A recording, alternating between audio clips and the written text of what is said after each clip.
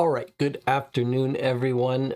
It is, what is it? It's Saturday afternoon, 1 p.m. Central Standard Time. I'm told it's Central Daylight Time. I don't understand the time zone stuff, but you are watching this live, broadcasting from Champaign, Illinois, on April 4th, 2026. Today we're doing something a little special on the Co-op for Two channel.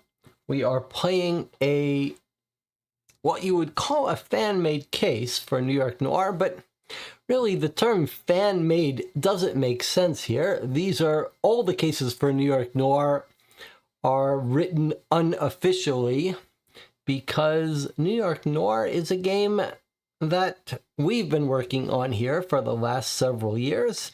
It's been a central part of my life for the last several years, and it is really an honor to be able to play cases written by people who are just interested in the project.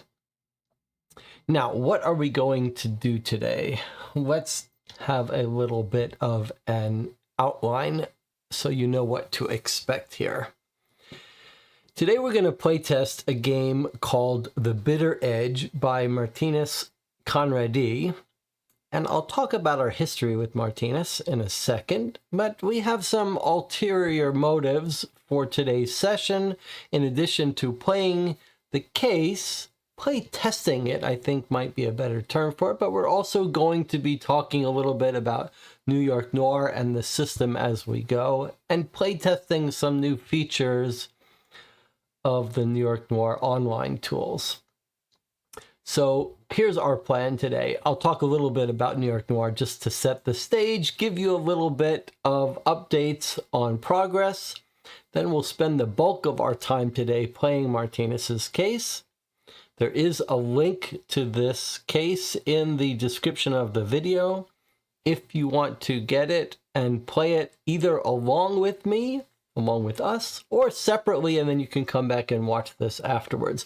All of the stuff you need to play cases for New York Noir are all free and online.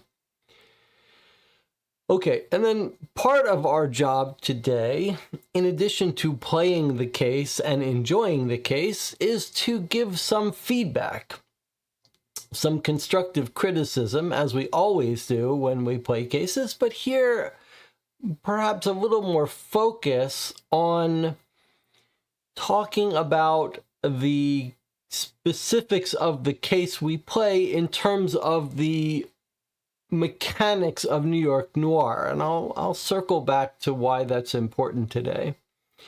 As I said, the other thing we're doing today is we're going to be testing the New York Noir online tools, and then at the very end we can have some Q&A. Martinez Conradi, the author of the case we're playing today, is in the channel for now. I don't know if he'll be here for the whole thing. Probably take us several hours to play through this case. If Martinez is here at the end, he can answer some questions, but we can talk in general about New York Noir as well.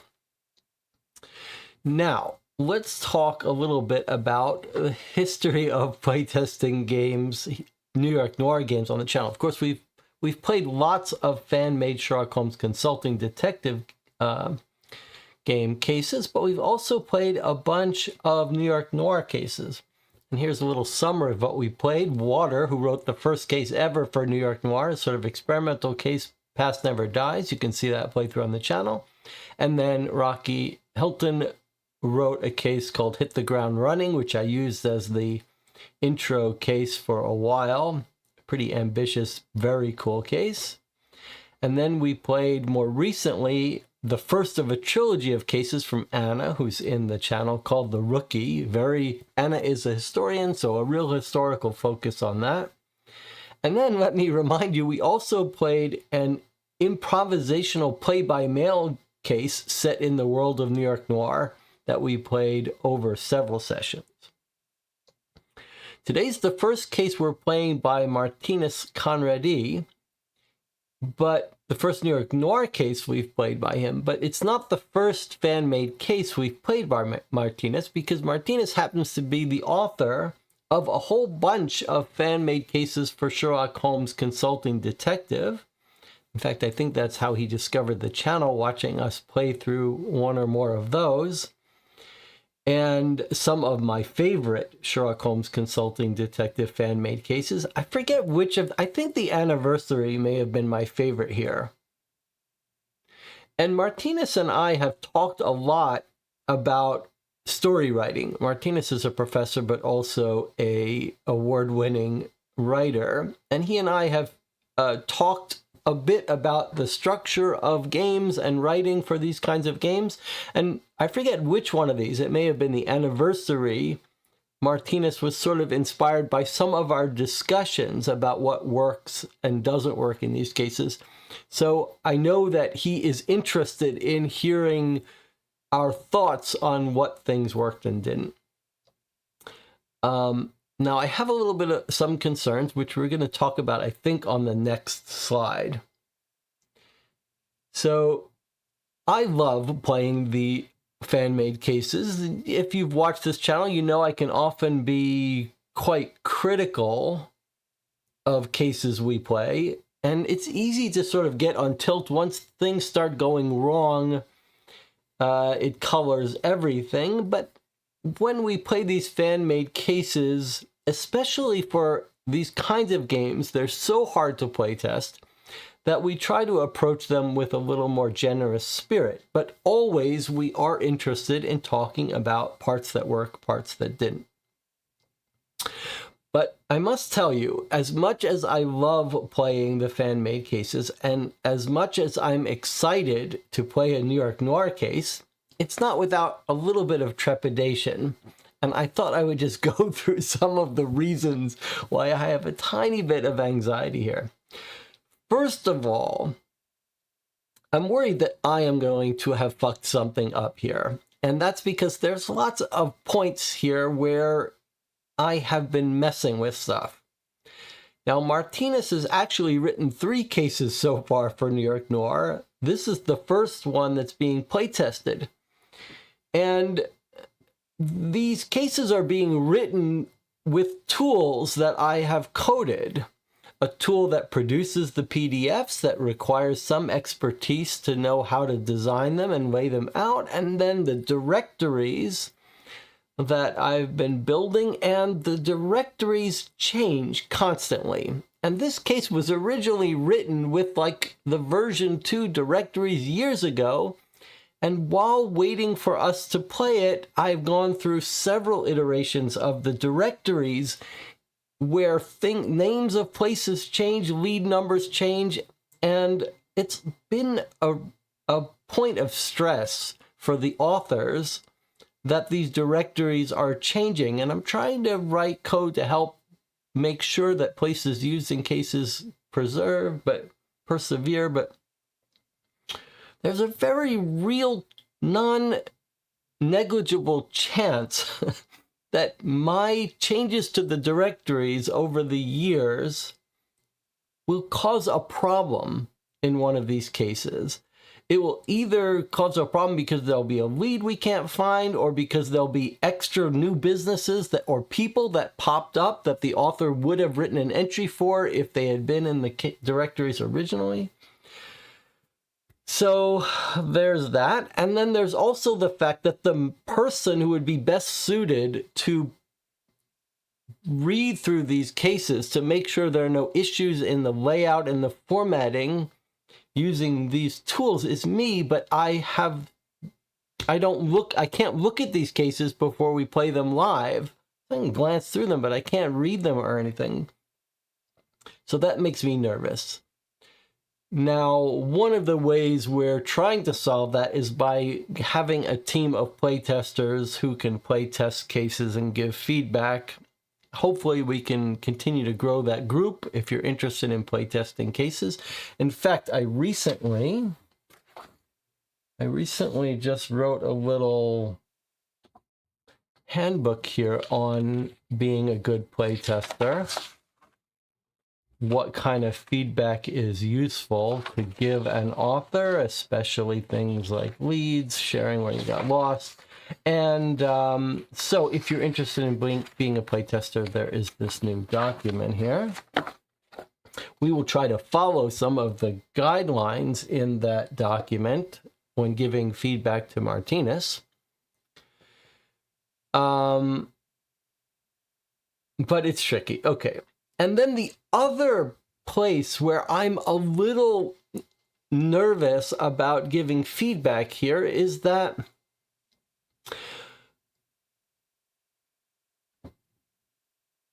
one of the things I'm hoping that these playtesting sessions will do, that watching a playthrough, let's say you're an author watching this playthrough, considering writing a New York Noir case,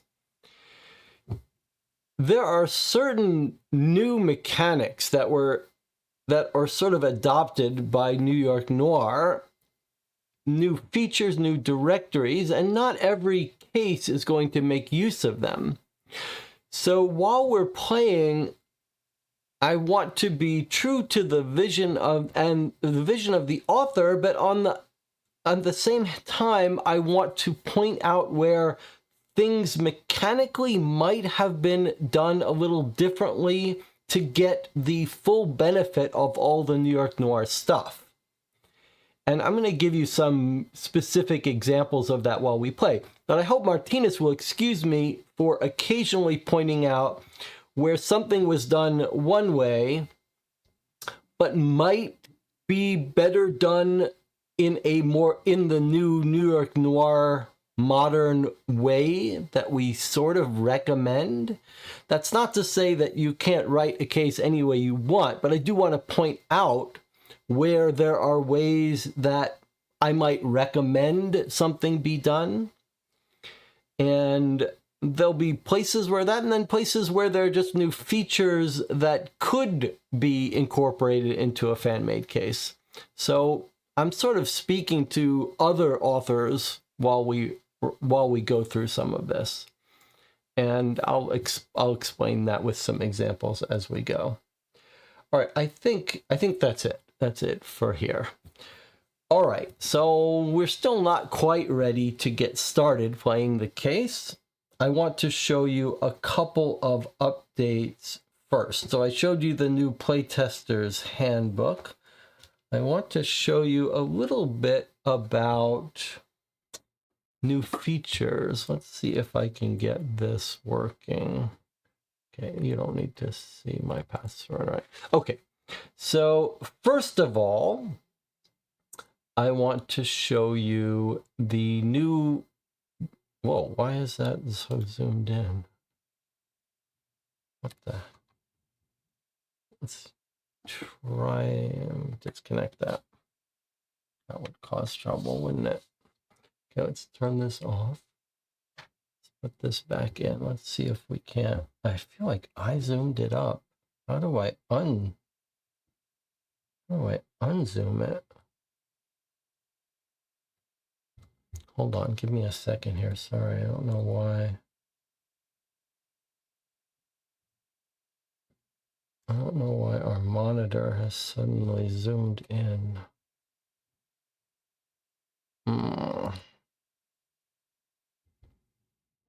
Okay, hold on a second. Let's see if we can't fix this. So I'm using a laptop to actually play the case, and it feels like, let's see, monitor resolution got messed up. Magnifier is on. Oh, okay. So somehow I clicked some key to turn the magnifier on. Okay. Let us see if we can't get back to this. All right. All good, all good, all good. So here is the New York Noir website. You've seen me talk about this before. That's our old cover. If I reload this a couple times, you'll probably see the new cover. There's the new cover.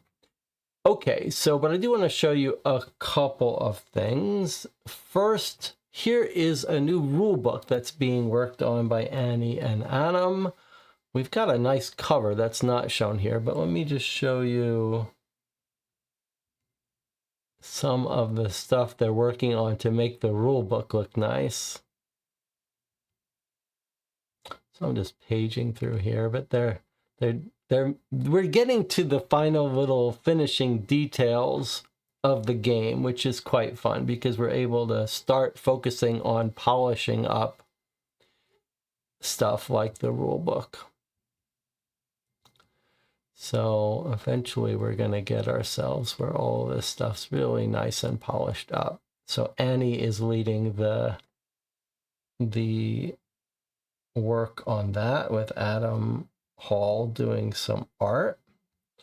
Okay, let me close this up. Now let me show you another thing that is brand new, which is the games page. So before, this was a pretty bad looking list. Now we've got a nice little gallery of cases that can be played. You can click on one and see a little summary, including playtime and difficulty. And we've got a new little list of features here, so you can see which cases you make use of events, which cases were played on YouTube. And you could see, for example, that Foxtrot East is part of a campaign. It uses contacts, uses the fingerprint directory, investigative research points, which are a new feature. And then these can all be sorted and filtered. So you could see, okay, let's look at Anna's cases. Here's Anna's cases. And then you can see here's a little historical focus.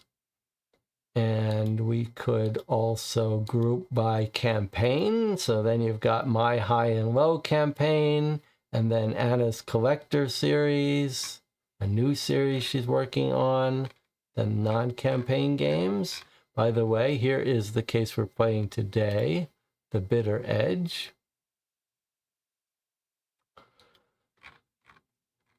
Anyway, so lots of sorting and filtering. So if you said, okay, I want to see all games that use, where's my features? There. All games that use the fingerprint directory. Okay, well, there's only one currently. Or all games that are historical focused. So you've got different things here. All games that are supernatural, true crime, that use codes and ciphers, that are looking for beta testers, etc. So this is our new game page, getting better. You could view it in a more classical list if you just want to see all the details at a glance.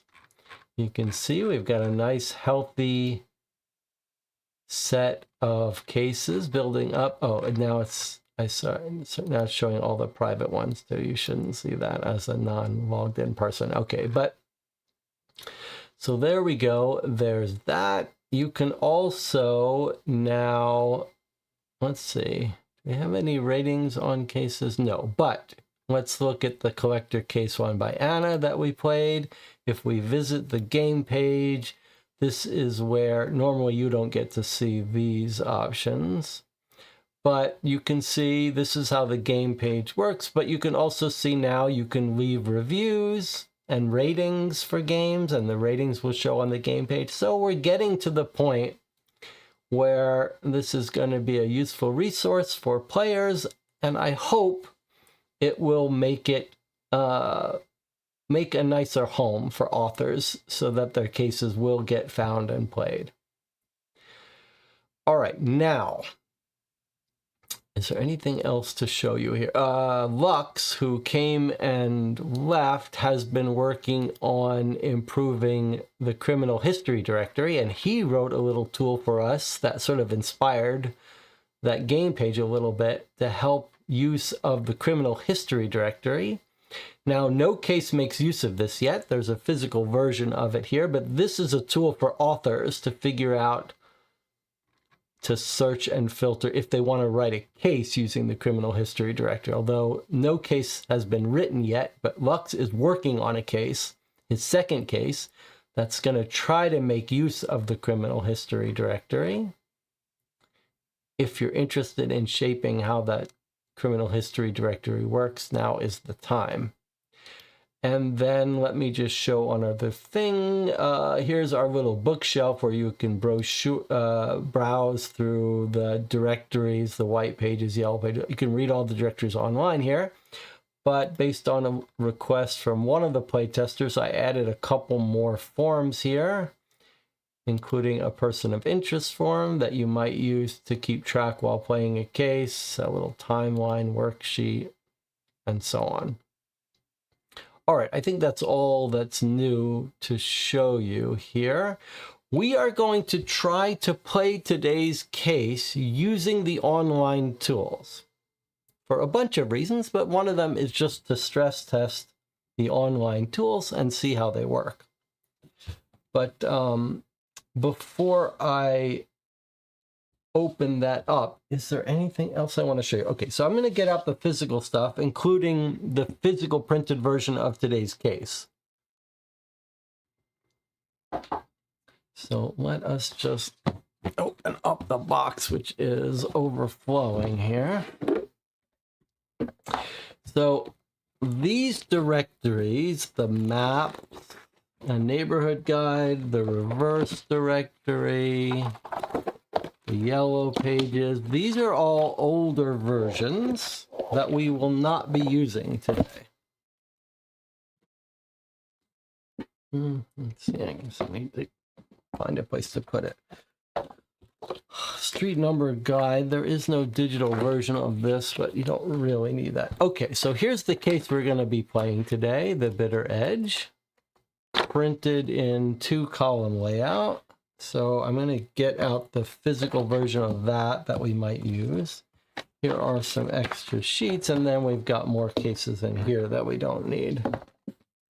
So we're going to put all this stuff away. Oh, I suppose, let me just take a moment to show you the criminal history directory. Here's the physical version of the criminal history directory. And then we've got the fingerprint directory, but we don't need any of that for today's case. All right, let's put this away.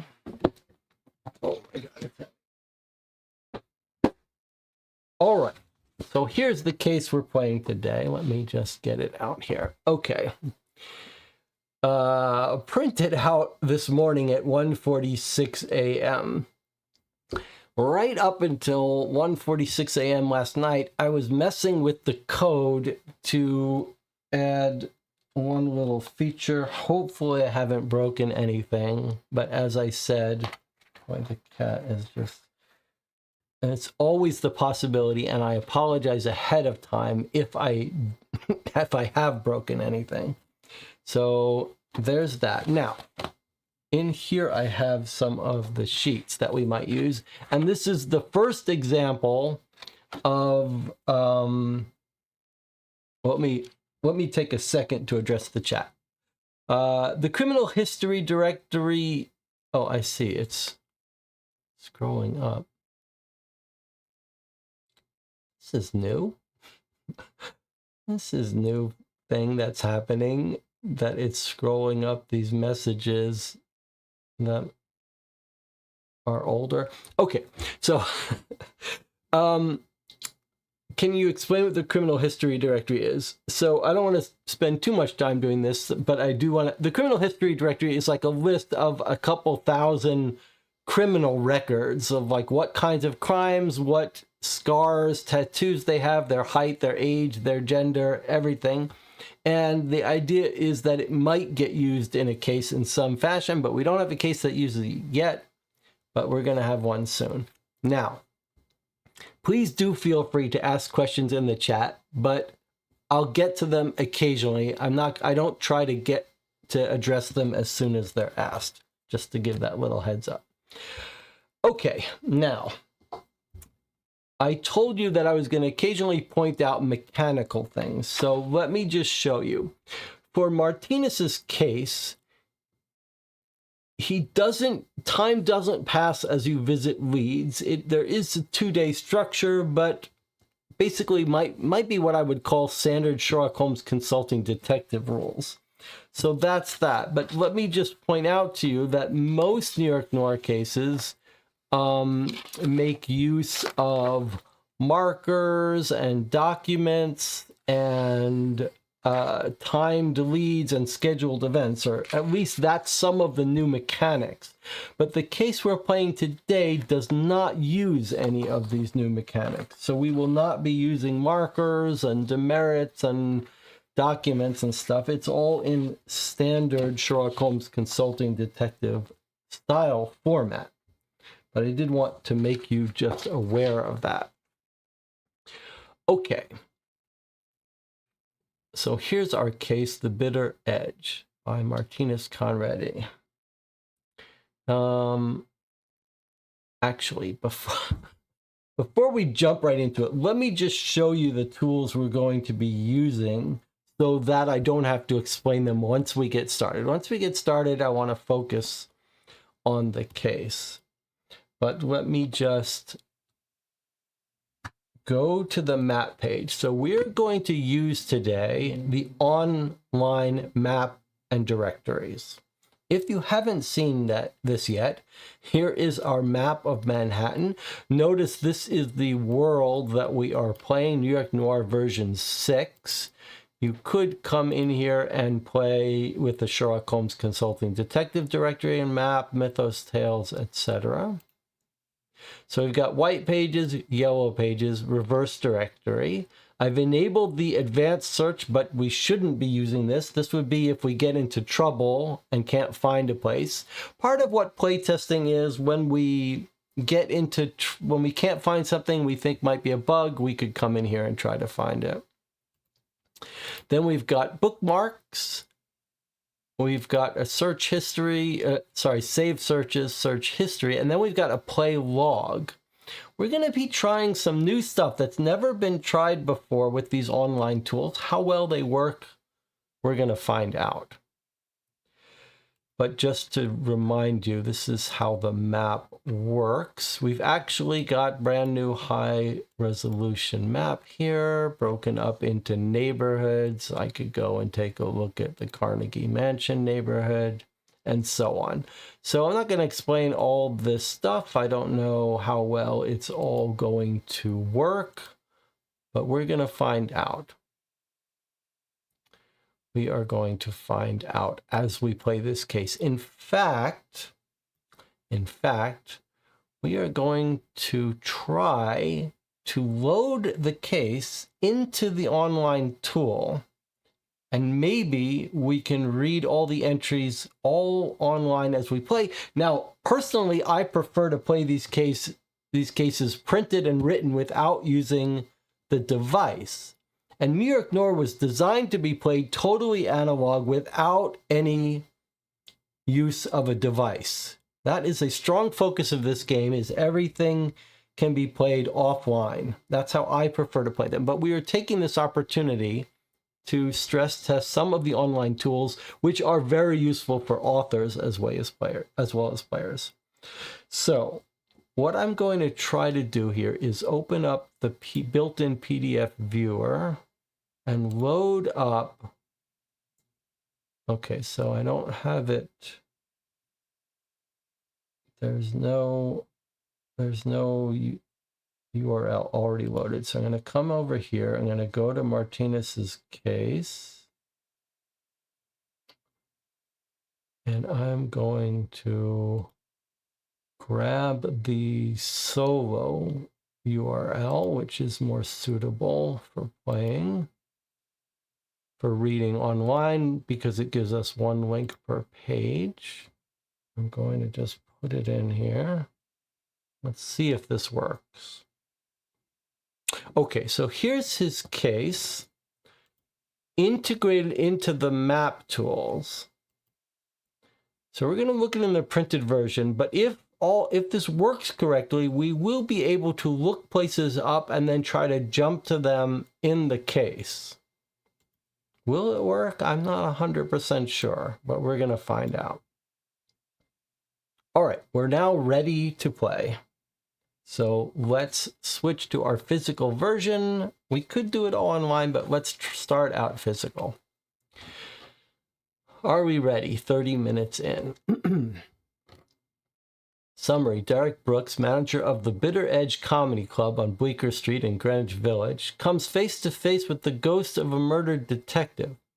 What Derek really wants is to enjoy some laughs at his club, but he's forced to investigate. Soon he's mired in the dark mud of the dead detective's last case. Okay, status unplayable draft. That's not quite right. That needs to be updated. Okay, difficulty 2 out of 5, so an easier case. 3-hour estimated playtime. And then we've got some little stats here. All right, so let's get into it. Okay, table of contents. This is one of the things that the tool generates for you. We can see it's a 2-day case. Okay, to play this case, you'll need the latest full directory set for New York Noir. Oh, the research guide. All right, we may have to open this up online because I've forgotten to grab my research guide with me. The navigation guide is just for traveling around. All right, well, we don't need the research guide right away. I'll get it between our breaks. Okay, printouts. Print out the following sheets to write on basic log sheet, which is what I have right here. All right, so that's what we will be using to track our progress. Online tool may do that for us, but better if we get into the habit. Okay, looking at please use the table of contents at the start of this casebook. General tips: most people tend to work in the same neighborhood where they live. Most people stick to the neighborhoods where they live or work. Okay, and then this is double-sided pages. Here is included in the casebook a basic log sheet, but we have one printed out separately. All right, here we go. Day 1, introduction, 9:30 a.m., Saturday, September 3rd, 1932, the Bitter Edge Comedy Club. Shit, I mutter once the initial bone-chilling fright has subsided. Mother always said this day would come, but I didn't believe her. Guess the joke's on me, Mom. The ghost in the mirror above my desk grins at me, and I immediately recognize the haggard jaw, the thundercloud eyes, and the angry scar over the cheekbone. Not as handsome as me, but then few men are. Detective Peter Harrows, I ask. The ghost makes no reply. You are a regular at my club. You died exactly 1 year ago. What do you want?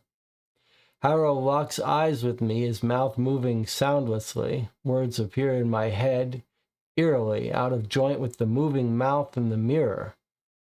Derek Brooks. Hearing my name from the lips of a dead man makes me shiver like a bunny in a tiger's den.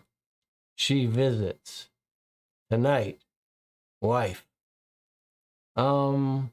Detective Harrows, sir. My voice squeaks like a teenage boy courting his first date.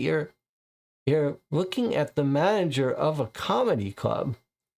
I tap my blonde, side-parted hair. This noggin's got the wrong kind of brains. If you got unfinished business, don't make it mine.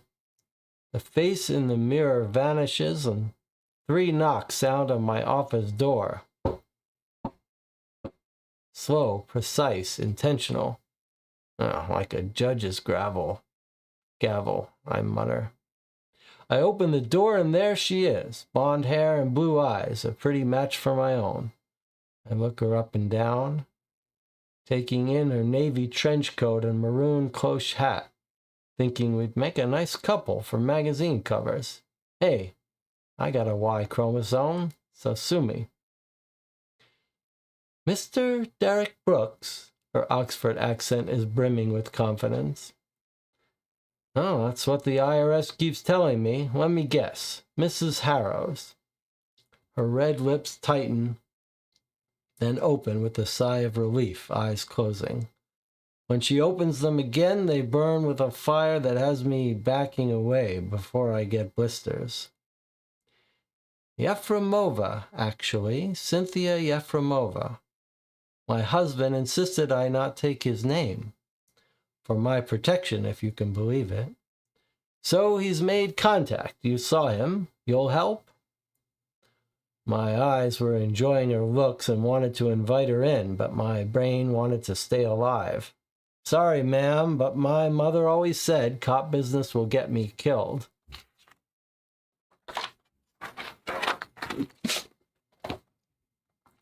She crosses her arms in the most challenging gesture I'd ever seen on a dame. Luckily, I came prepared. You know what I do for a living, Buster? I'm a reporter.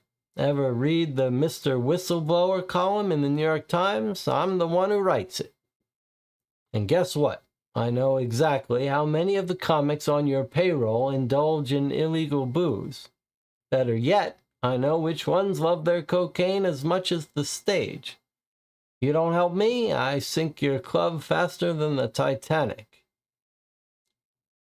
I open my mouth to spit out some snark, but think better of it. This gal's nothing like the damsels who hang around my club hoping to catch a rich man's eye. Her threat is bad enough, but apart from that, I know Detective Harrow's ghost won't leave me alone until this is done. Yeah, just like Mom predicted. What's that, Buster? Fine, lady, you got a deal. But if this gets me killed, I'll be looking at you from every mirror you come across. She lifts her chin in triumph, smiling a tiger smile. Ah, pig. Now, come on, the day's just begun and we have work to do. Just hold on a minute, lady. How did you even find me? Did your husband speak to you in a dream? Did you consult a medium? Or something weird like that? None of your business. And with an imperious stride, she walks over to my desk, pulling a large notepad from inside her coat and slapping it down on the wood as if the entire place had become her war room. Come take a look, she beckons, all business. We need to start somewhere. I sidle over to examine her notes. Okay, let's see her notes. Crime scene, 98 Bleecker Street. Partner at time of death was Detective Bartholomew Barza. Oh, why is okay? Partner at time of death was Detective Bartholomew Bazarov. Investigating officer, Detective Henry Owens. Then we've got a question mark for Sylvia Lorenzo. And a question, and then an entry for James Hector Glover at Rainbow Taxis. All right. Let's keep a little list here. I'm just going to write down these places so we don't forget to go to them. 98 Bleecker. That's our crime scene. Then we've got Bartholomew Bazarov. This is the partner at the time of his death. And I think we read it was a year ago anniversary of this guy's death. Investigating officer was Detective Henry Owens.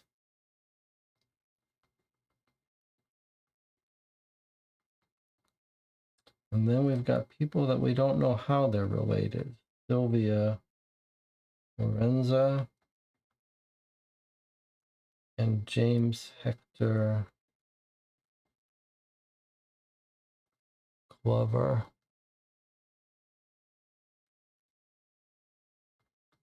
At Rainbow Taxi. Okay, and these are Yefremova's notes. And then we've also got our guy, Derek Brooks, who's our victim. Okay. Wait, no, Peter Harrow. We are Derek Brooks. And our victim is Peter Harrows. We thought she was going to be Mrs. Harrows, but she says that she didn't take his name, Yefremova. Cynthia. That's our client, I guess. She visits tonight, my wife. Okay, no other clues from him.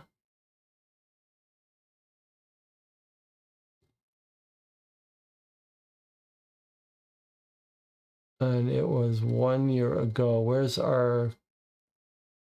I was right about that, right? I'm not imagining it was 1 year ago. So do we think...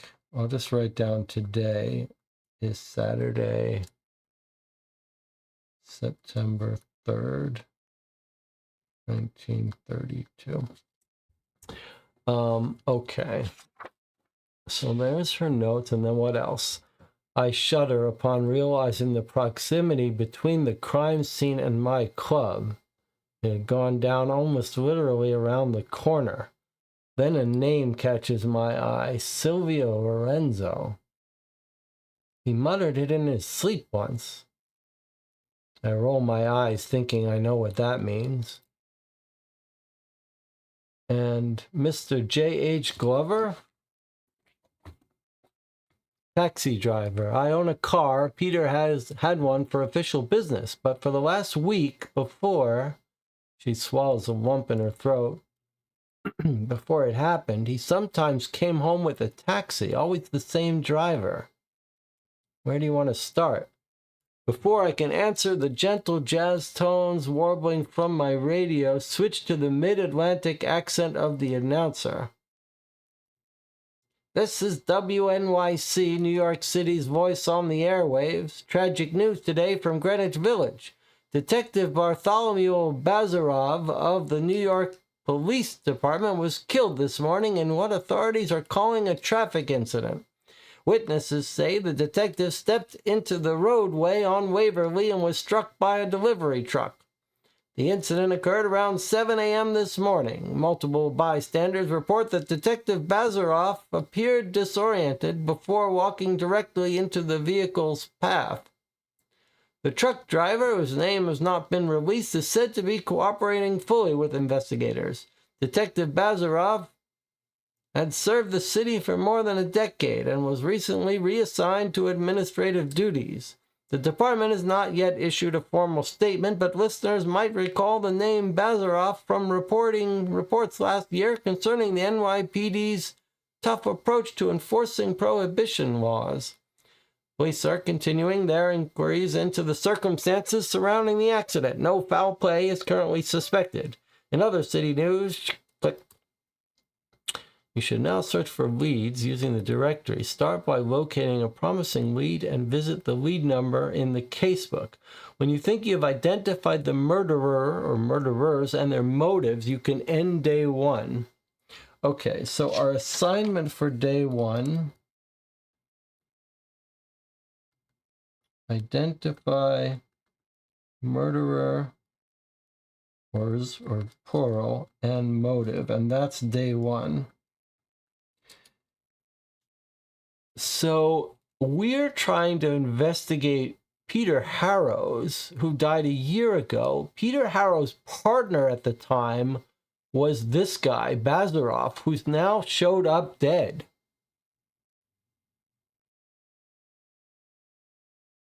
The partner is dead. Died on the anniversary of this guy's death. Was known for tough approach to prohibition laws. And we're told where. Let's just make a card on this guy.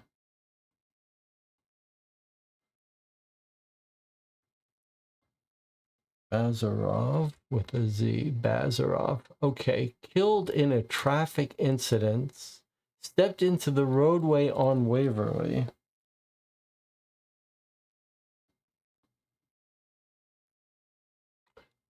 Hit by delivery truck.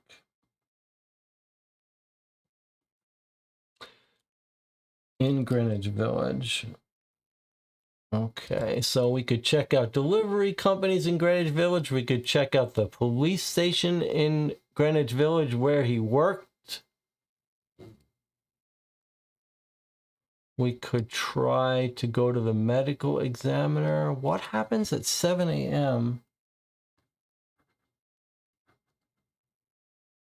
At 7 a.m., he was disoriented, walked directly into the vehicle's path. So the disoriented part makes it sound like it's not that he was murdered by a person, but maybe that he was visited by a spirit or the ghost did this. I guess we've got a supernatural case in our hands, it sounds like.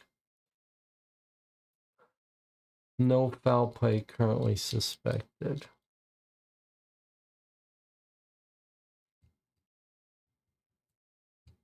All right, let's try to get ourselves situated, because when she told us about when does he recognize how the club and he says 98 Bleecker Street was right near the crime scene.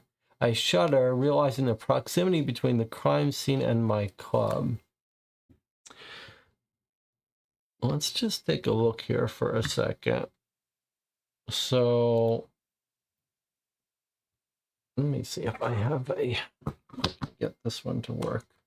I don't have to lean over okay, so there's the Bitter Edge, which is at 145 Bleecker. Okay, let me just bookmark it. I'm going to try to get into the habit of bookmarking places as we go. We could try to visit the Bitter Edge where we are. If we wanted to do that, we would click this. Okay, not in it. A little strange. Unless I've made a mistake. We can't go to our own club. All right. And then we're told that 98 Bleecker Street. So if we had the reverse directory, we could look up what businesses are in this block, but we could do it ourselves by clicking here. There's 97 Bleecker. We shouldn't take too seriously the spatial locations of places in the block, but I'm not going to do anything today that would be an illegal search. You could do illegal search is on the advanced tab, but everything we're doing here, you could look up in the reverse directory on block 103 and you would get exactly this list. So we could just look at this and say, okay, and we might look here for 98 Bleecker. So we actually do have, oh, look who lives at 98 Bleecker across the street in the 114 block. There's Sylvia Lorenzo. So Sylvia Lorenzo is at 98, what is that, 98A Bleecker Street? So she lives where the guy was killed. So we're going to want to visit her. We might also visit this metal parts factory. I'm going to bookmark her. That's a reasonable place to start. What is this? What did she say about Sylvia? He muttered it in his sleep once. Okay, we're going to go. I think we visit. Let me see what the chat is saying, and then we'll come back to this. Okay. Should it specify if day one we are waiting to be... Oh, Jonathan Warner has joined us. Should it specify if day one we are waiting to be confident for Peter Harrow's murder? I guess for now the game is claiming his death is an accident. Not sure I understand the question. I didn't understand it either. The game doesn't give much away. You should look into both deaths and any incidents you may think. All right, no hands, please. John's saying, I guess I'm just saying it says when you are confident of the murders and motives. I see what you're asking. Are we confident about? I think I would assume that it's our main guy, Harrows. Marco says, I would just start with the detective. Well, where would be a reasonable place to start? That's a good question. I mean, I guess it doesn't make sense to start with Sylvia. I do think it's very suspicious that she lives at the scene of the crime, though. So just to show you, if you wanted to keep track of this, we could click this and write a little note to ourselves and say, scene of crime, or relatively near the scene of the crime. In fact, we could even, of course, I don't know if any of this stuff's going to start to break. This is all fairly untested stuff here, but can we do it like a skull? Yes, okay. So I'm just going to customize this little thing a little bit. Okay, so there's just to remind us that's our scene of the crime. And 98 Bleecker. Again, don't worry too much about other places here in this. So our bookmarks should always be visible. So even if we close this up, we'll see our marks that we've left for the Bitter Edge and for Sylvia.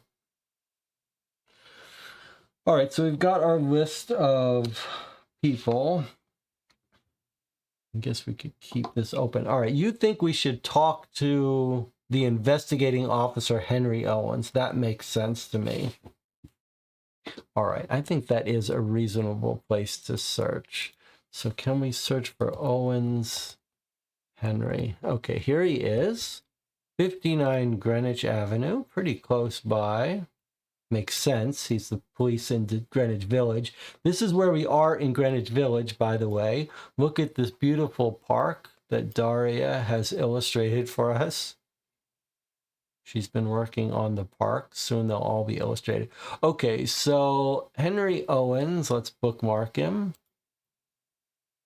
By the way, if we forgot to bookmark him and then later wanted to come back, we could go into the history and we would see the various things we searched for, and we would find him that way.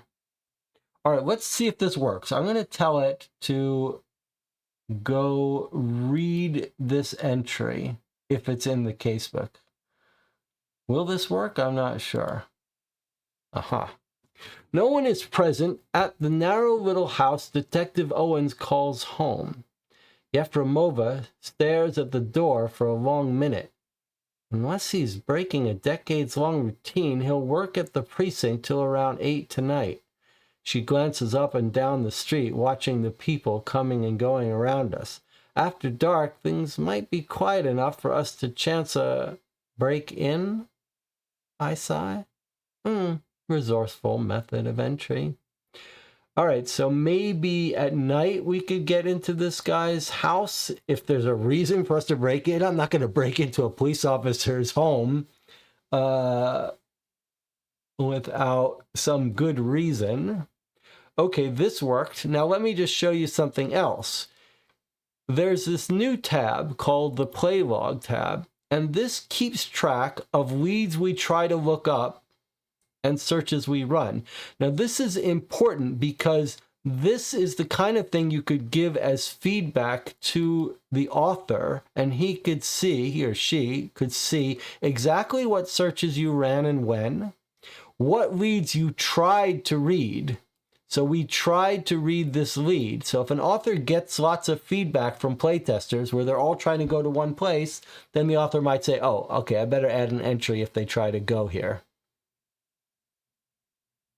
And the author can see which leads we actually visited and read in the directory. Okay, so we just went there. She says he's probably working at the precinct. Okay, so let's go back.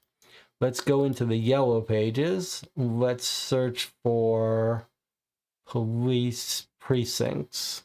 So here we've got police precincts in every neighborhood, but we care about Greenwich Village. Now we could just notice that this is our police precinct in Greenwich Village. The other thing we could do is we could filter by and just say we're going to focus on Greenwich Village for the moment. That makes it a little easier to see what's in Greenwich Village. And here are the police precincts in each neighborhood. Okay, but we care about this one, the 6th precinct. Okay, let's bookmark. We don't really need to bookmark the precinct. It'll be a history. Let's try to read the entry. Oh, here we go. I shake out my chivalrous side and buy Yefremova a cup of coffee from a street vendor outside the precinct. Here you go, lady. Lots of cream and sugar. I even throw in a donut, which she declines. I have a name, you know. You can stop calling me lady. I shrug. So why are we waiting outside? She'd called ahead from a payphone, but I hadn't caught much of the conversation. Detective Owens said he doesn't want me coming into the station. Wouldn't say why. 10 minutes slipped by in an uncomfortable silence until finally a man shaped like a bowling ball. I can see I've got a little bit of a problem here in that this is cut off. Let me just, if I do it like this, then I can see it. Okay. A man shaped like a bowling ball rolls out of the precinct. The stains decorating his tie and button-down shirt proclaim his love of saucy pasta. I wanted to tell you myself, Cynthia. We'll be making a public announcement next week. All fingers point to Chinese immigrants being the culprits. The ones running illegal breweries and speakeasies, trying to muscle in on some Italian outfits. But we still got zilch on the trigger man himself. So the case has been closed.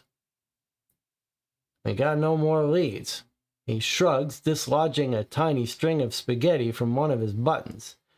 That's just what it is. Best you put this whole business behind you and get on with life. I'm sure you got questions, we all do, but like I said, it is what it is. Please don't come back here. And before you ask, yeah, Bazarov died from a traffic accident. coroner made it official and we got witnesses to boot. And no, I'm not letting you speak to them. Owen's eyes slide over to me like an alligator rolling in a mud bath. Don't I know you? He asks in that copper tone that makes me run a mental list of every sin I've ever committed. Yeah, he answers his own question.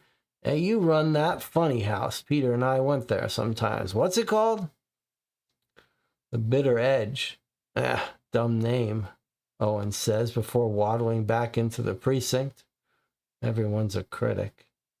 Yefremova stares after him, her face placid enough to win a poker tournament. Finally, she whispers, It's interesting, don't you think, Buster? Case closed, just like that. I shrug, not knowing what to say, but when we reach her car, I spot a piece of paper tucked under the windscreen wiper. Hey, someone left us a note. It says, Miners on Village Edge. Someone left them a note. Miners on Village Edge. All right, let me just make a note of that. 7336. This was at the precinct. Now, just to show you, if you're playing it in physical versions, it seems like the light has gotten darker. Okay. If we were looking that up with the physical directory, we just look up that entry, 7... What was it? 7336. So we would just look that up. 7336 on page 49, and we would turn to page 49, and we would read that entry, which is right here.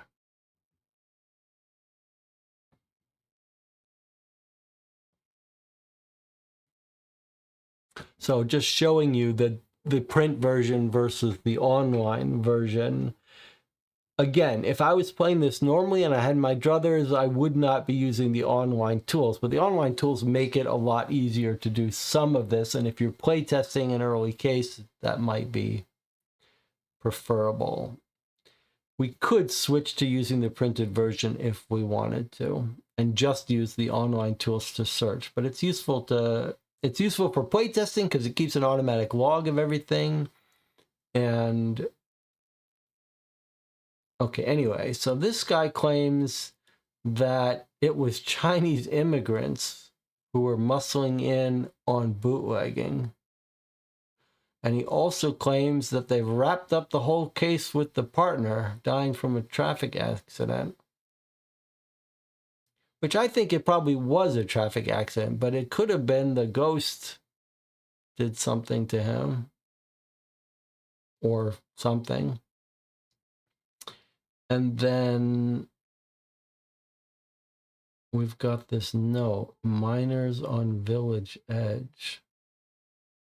I suppose, well, we did make a note of it. So we could be keeping track on this log sheet. We probably should be keeping track on this log sheet of where we go, but maybe we'll just let the online thing keep it for us and we'll fill this out occasionally from the online thing, or do we want to start? Let me just make a note here. Detective's house at night if we think we might want to break in. And then we went to 77336, which is the GV police. And we got our note, Miners on Village Edge. Since I don't remember what lead that was, let me just show you. We could go into our history or we could go into our log and see that his home was this one here, which is lead 12148, 218, and this is Henry Owens.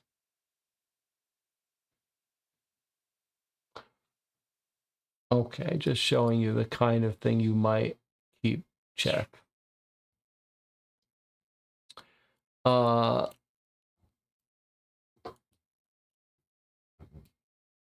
And it says, if you don't mind, show the printed version, please, or enlarge the PDF so we can read it as well. Okay, let's use the printed version for reading then.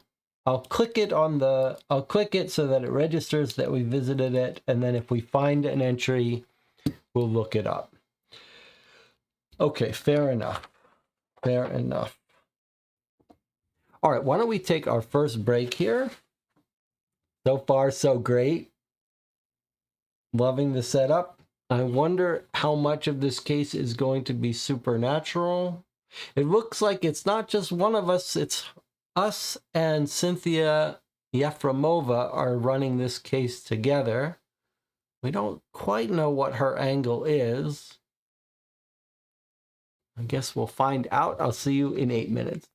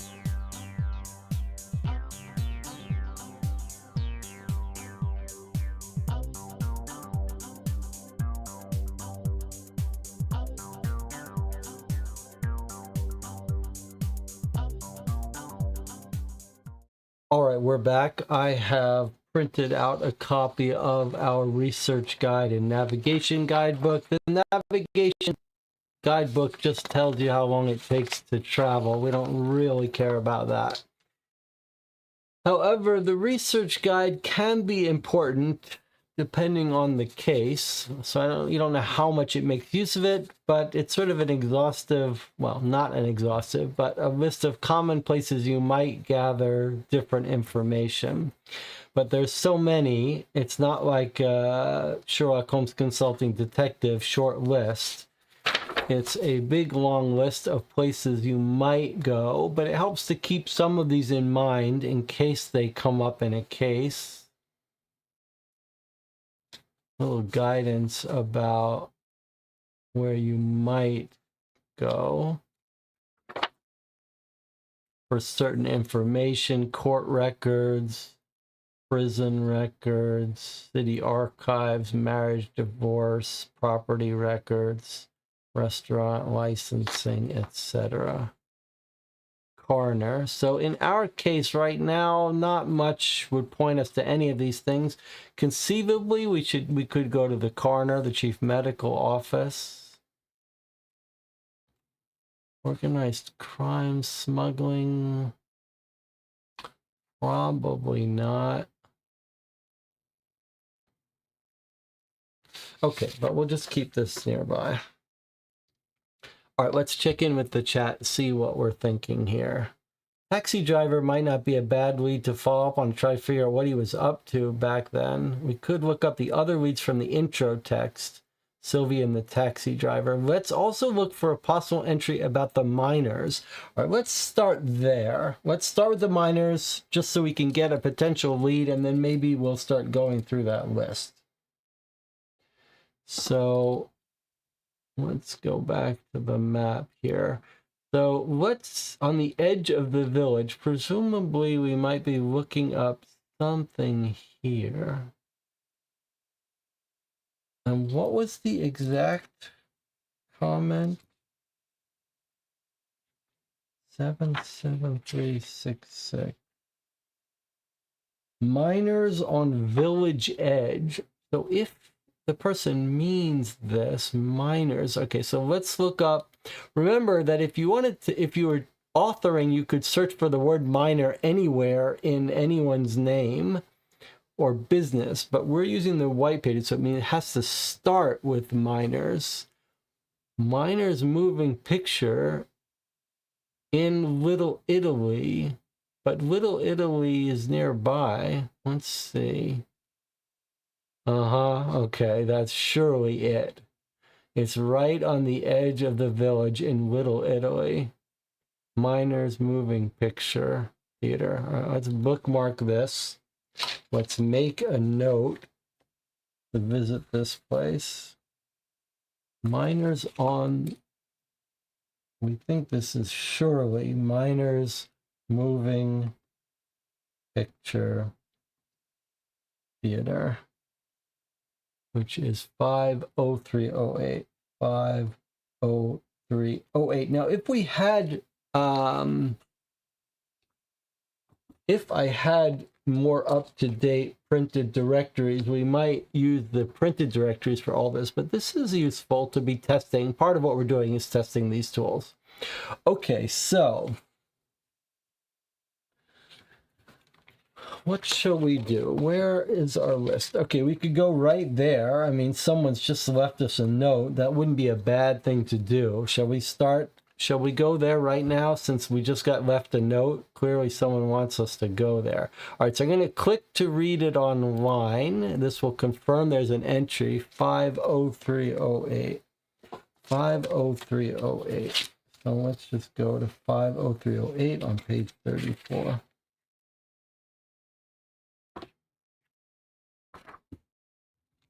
Okay, we got a nice long entry. Who left us this note? That's what I want to know.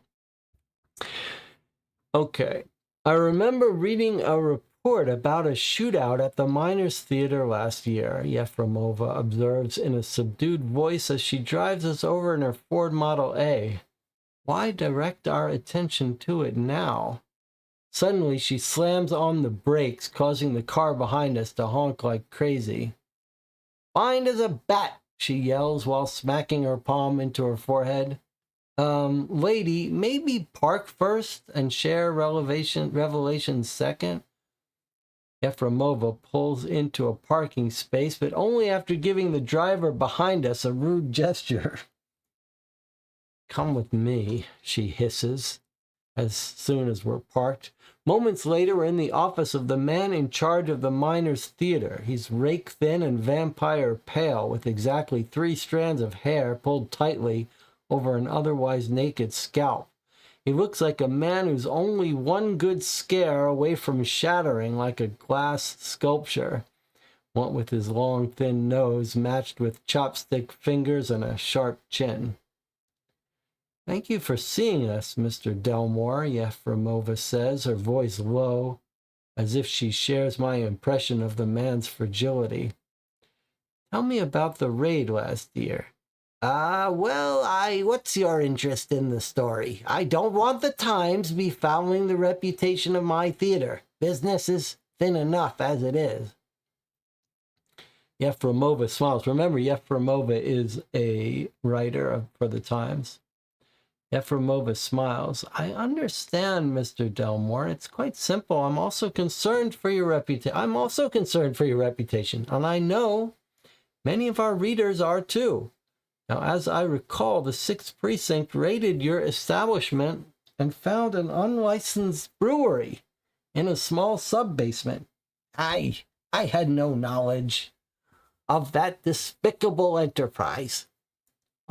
Of course not, sir. I would never imply as much, but, rumors have reached my ears that the police acted inappropriately. If that were true, it would be my duty to investigate. So, can you recall the name of the officer who led the raid? Mr. Delmore perked up instantly. Why, I do. It was Detective Bartholomew Bazarov. He raided my theater on 4th September last year. He had a warrant from Judge Redner, so it's not like I could refuse him.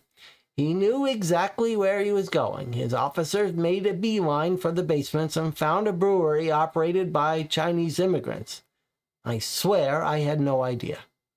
It was a tiny operation, making moonshine in 6 tubs inside a room barely big enough to fit it all. But some of the miscreants were armed, or at least that's what I was told when the shootout was finished. And all the criminals were dead. I never saw no guns on them. Thank you, Mr. Delmore. I'll be sure to keep your name out of the papers, but I'll do my best to ensure that this Detective Bazarov toes the line from now on. In fact, I quip, he might toe the line so hard he'll go 6 feet under. As we make our exit, my brain feels like a hive full of over-caffeinated bees. Did we just learn something of major significance? Efremova heaves a sigh big enough to power a sailing boat. Yes, you dolt. Think about it. I ponder it for a while. Isn't it kind of risky for Chinese immigrants to run a brewery in Little Italy? And aren't they kind of dead? I'm not sure the way he's saying that, but there is something very suspicious about this bust. It happened on September 4th, which is the day after, if we're right, the day after our guy got killed, right? Because today's the 3rd. So this would be September 4th, 1931, right? Like a year and a day ago.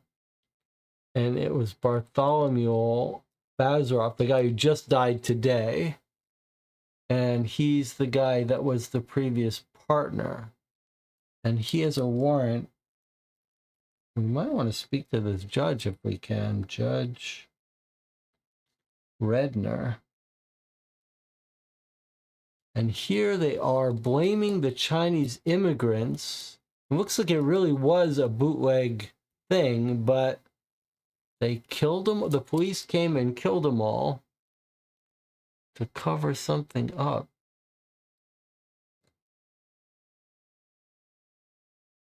Hmm.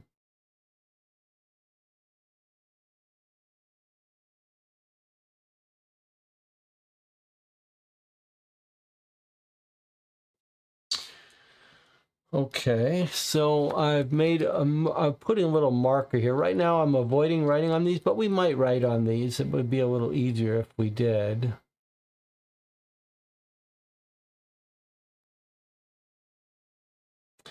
She's also pointing out maybe that these weren't Chinese immigrants running this brewery, because why would Chinese immigrants in Little Italy, full of Italian enclaves, be an odd place? Although Chinatown is pretty close to Little Italy, so it wouldn't be that crazy.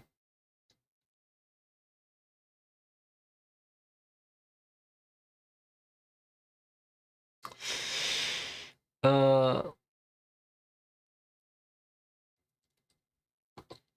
Police knew exactly where to go to raid. Might have had an informant.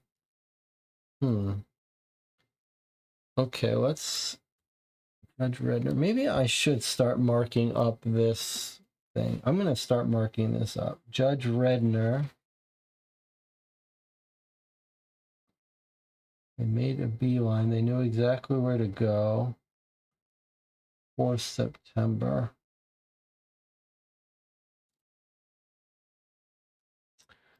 All right. And who left us that note? Is that the ghost leaving us the note? It can write on notes, or is someone else trying to help us out? Who's leaving the note?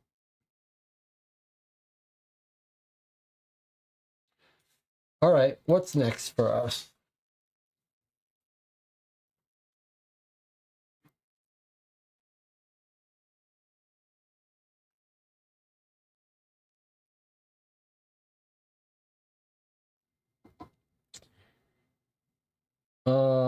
Bazarov is dead. We could go to his house, though, talk to his widow.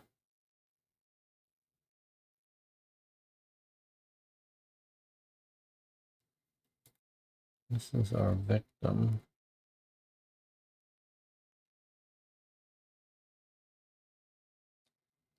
We talk to him. Taxi. Taxi does seem... The note was found inside the police station. Did the police guy leave it to us? That's an interesting idea. Let me just reread that again. Let me read where this note is. So he says the case is closed, and then he leaves. When we reach her car, I spot a piece of paper tucked under the windscreen wiper. Someone's left us a note. That is not the police officer who left this. This is someone else. I just don't know who.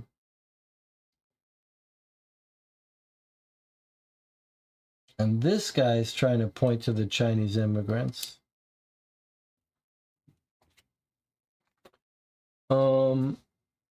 All right. I think I'd be inclined to go to the taxi station. I like the idea. The police knew exactly where to raid, might have had an informant who gave them the layout. You think you want to go to the Little Italy police? We're told that the Greenwich Village police did the bust, though, so I don't think the Little Italy police are going to help us, but we could try it. If we go back to police stations here, let's look for the Little Italy police station. So look for it in here, or just look for it on the map. So there's... Actually, the Miners Moving Picture Theater isn't in Little Italy. It's in the Lower West Side. Let's just take a look at this for a second. So Little Italy... Oh, it is in Little Italy. Sorry. when I remade the maps, I made these neighborhood demarcation lines a little duller. Maybe I need to fix that. Okay, so it was in the Miners is in Little Italy. Okay, where is the police station in Little Italy? It's actually police headquarters in Little Italy.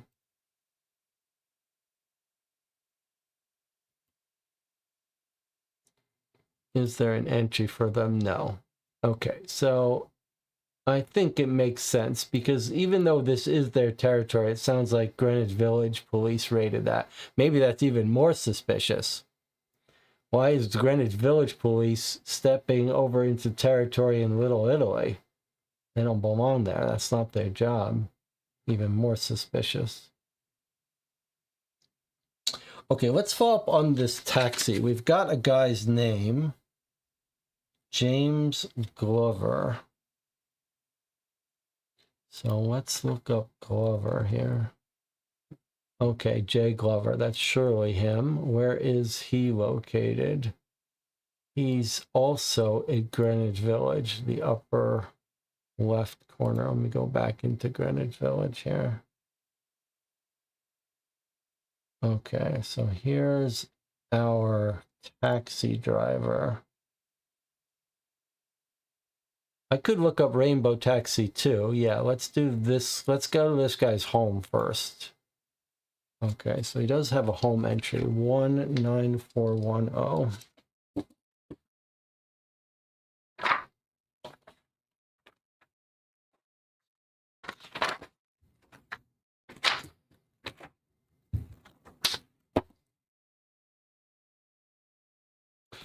John Hector Glover's bachelor flat shares a wall with Wellner Motors, which must have been hell in terms of noise pollution. Faded green paint flaked from the stoop railing, and rust clung to a crooked metal number 247, which is his street address.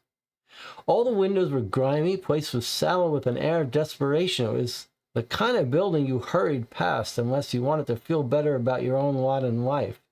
Strangely, someone was playing a saxophone from somewhere on the Wellner Motors premises, but no one was home at 247. Okay, so there's no one home, but something's going on at Wellner Motors. And we could check Rainbow Taxi itself. So let's, since we're already here, let's go to Wellner Motors. So I could search for that in Yellow Pages, but I might as well just search for Wellner.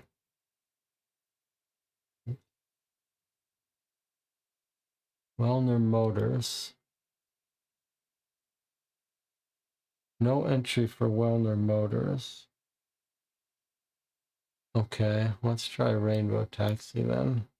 So that's a little, so if I was leaving feedback, so we're learning how to, we're playing case, we're also learning how to leave feedback. So if I was leaving feedback for Martinez, I might want to make a note to him that it's kind of odd that Wellner Motors didn't have an entry. So I'm going to share, if I was going to share the play log with him, I might go here and just say, I could write my own note here. Expected an entry because of mention in 19410. Okay, so when I share this log with Martinez, he would be able to see my note. In fact, there's some options here to just copy just certain lines to the clipboard so that I could share them. Okay, but that's not, it's not a showstopper for us. So if we wanted to look up taxis, we know the name Rainbow. We could just search it in the white pages, but just for fun, let's go to taxi cabs and limos in the yellow pages and see if we don't see Rainbow. Rainbow Taxi Service in Greenwich Village. That's surely our taxi company that we care about. Let's bookmark it. We'll read it.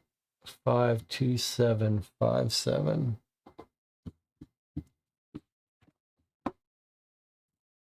the reason I am clicking on it in the online directory before I turn to it in the printed directory is two reasons. First of all, I want it to log in the play log where we go.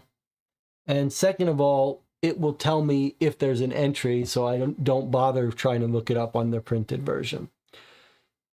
Okay, 52757 has a branch based on the day. So what I'm going to make a note of for our to-do, in case we forget,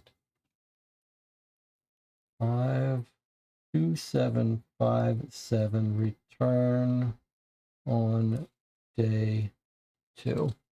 Okay, if it's day 1, go to 16967.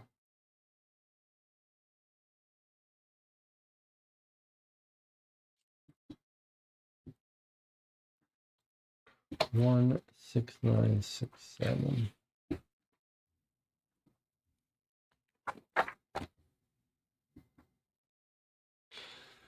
So here's what I was coding last night. The code that will show this to show where you came from if there's only one place you're coming from. There's a couple of places where it didn't used to show this. Now it does. So, okay. So if you've downloaded an old copy of this case, you might not see this. This just makes it easier for you to track where you came from if you forget, etc. The dispatcher at Rainbow Taxi Service purses his lips in concentration, making a shower of donut sprinkles cascade onto his shirt. James Hector Glover. He rolls the words around his mouth, letting me see more bits of donut. His eyes light up and he jumps up from his chair. Ah, yeah, we got a guy like that. Hold on. I can remember this. He creases his brow and closes his eyes. I've been improving my memory. Just wait. Got it. This time of day, he'll be somewhere around the Jefferson Market Garden. Unless he's picked up a fare. Jefferson Market Garden. Okay, so he is a driver. I was kind of suspecting he might not actually be a taxi driver.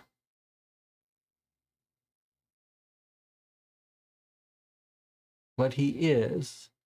Jefferson Market Garden. Let's go back to the map. I'm trying to get into the habit of using this. Jefferson Market. So all the searches are always what the entry must start with in the white pages, because that mirrors what you would look up. Like if I typed market here, we're not going to find it. You might think, well, a search should show you everything that has the word market in it. But because that would be cheating, because you couldn't do it on the physical white pages, it won't let you do it here. Initial letters. Jefferson Market Garden. I guess I'll bookmark it. 53735.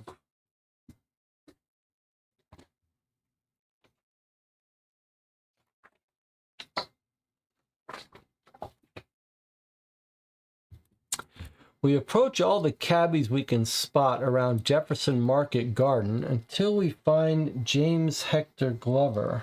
Do we want to see where that is on the map?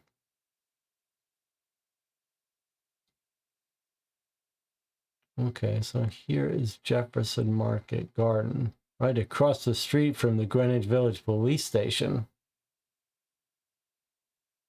Interesting.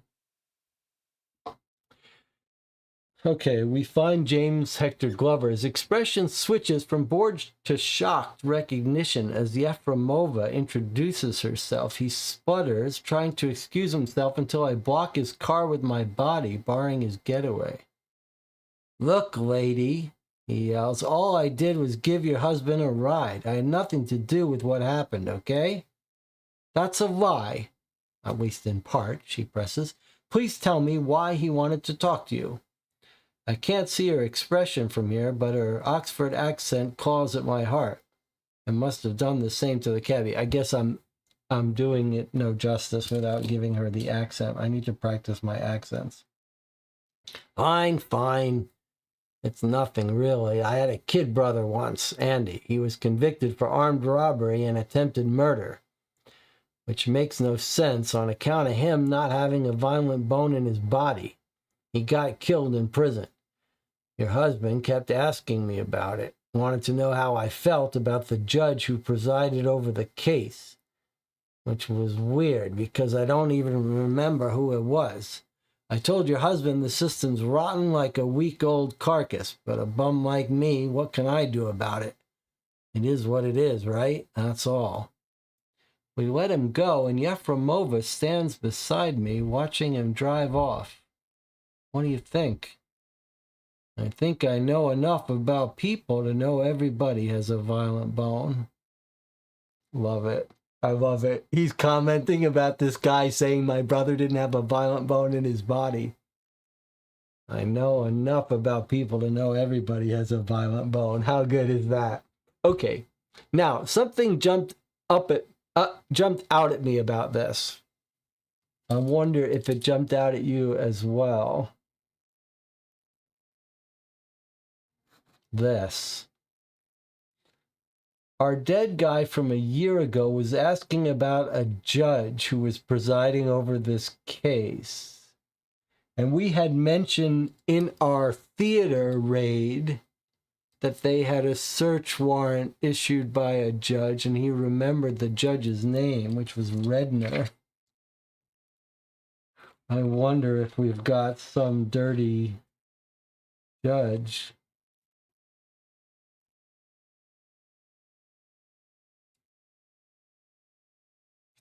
And was our guy killed because he was investigating this judge?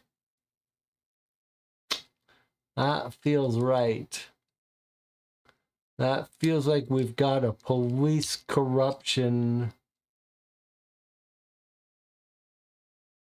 situation on our hands. I think we should look up this Judge Redner.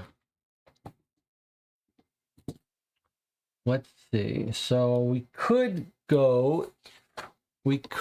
try investigating.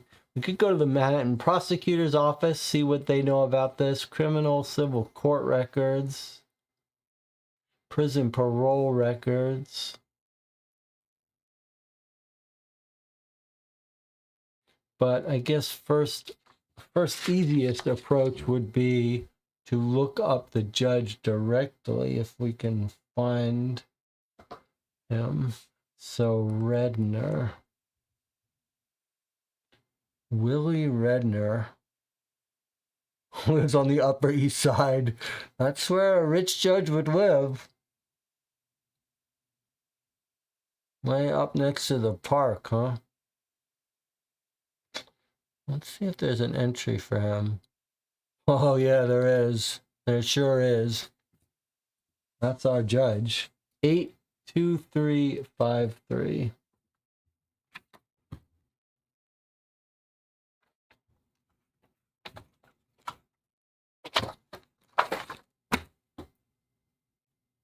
Okay, and we've got a day. We've got a return to day 2, huh?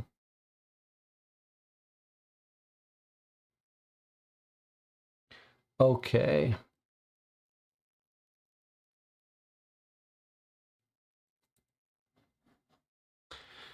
All right, it's day 1. We're going to 68762. It's really important to remember these places that you have to come back to, because if you forget, you're in trouble. So I'm going to write it down here.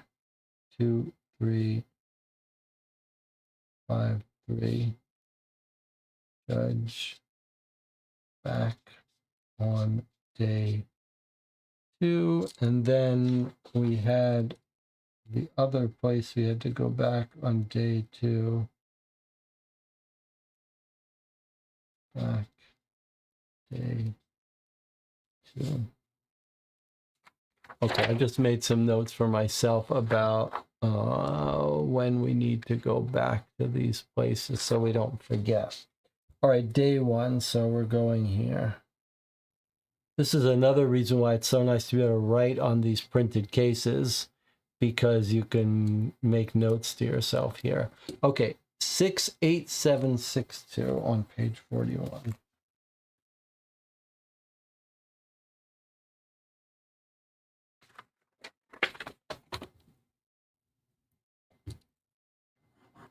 Without an appointment, I'm afraid there's nothing I can do. We are informed by Judge Redner's personal secretary, a large man with incongruously small spectacles over beady brown eyes. Despite what he says, I doubt he's afraid of anything we can do.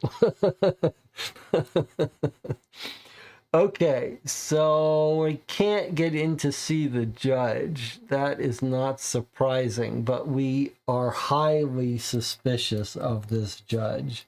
This judge is at the top of my list of potential masterminds of this or corruption, but now we're in dangerous territory, right? Because they've already killed 1 or 2 police officers. Killing a club owner is like, that's easy once you killed some cops. So we gotta tread very lightly.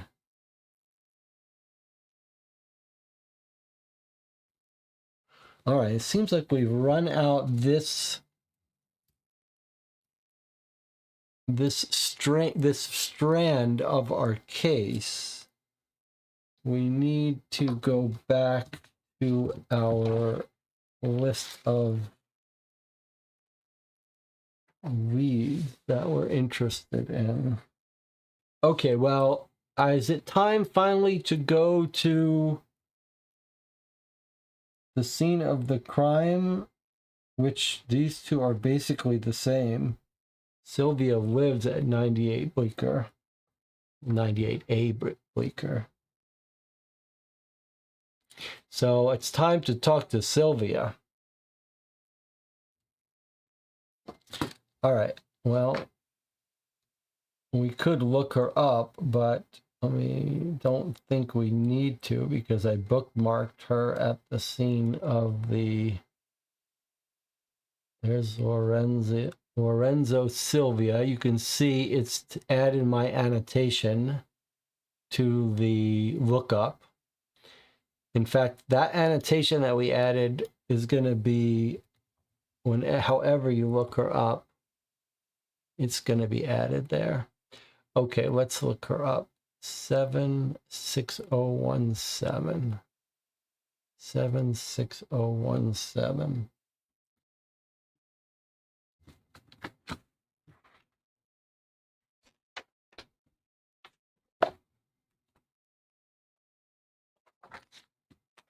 Okay, so we've got another double day entry. This is Sylvia Lorenzo. So we're going to read this one.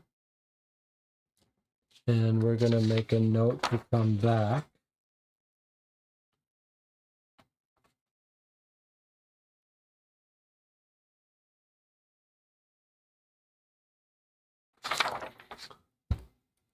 Page 17, 25181.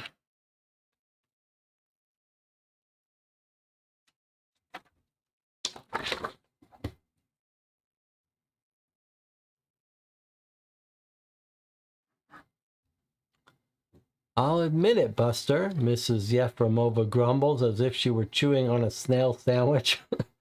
You're right about it being suspicious how close this place is to the crime scene it anticipated.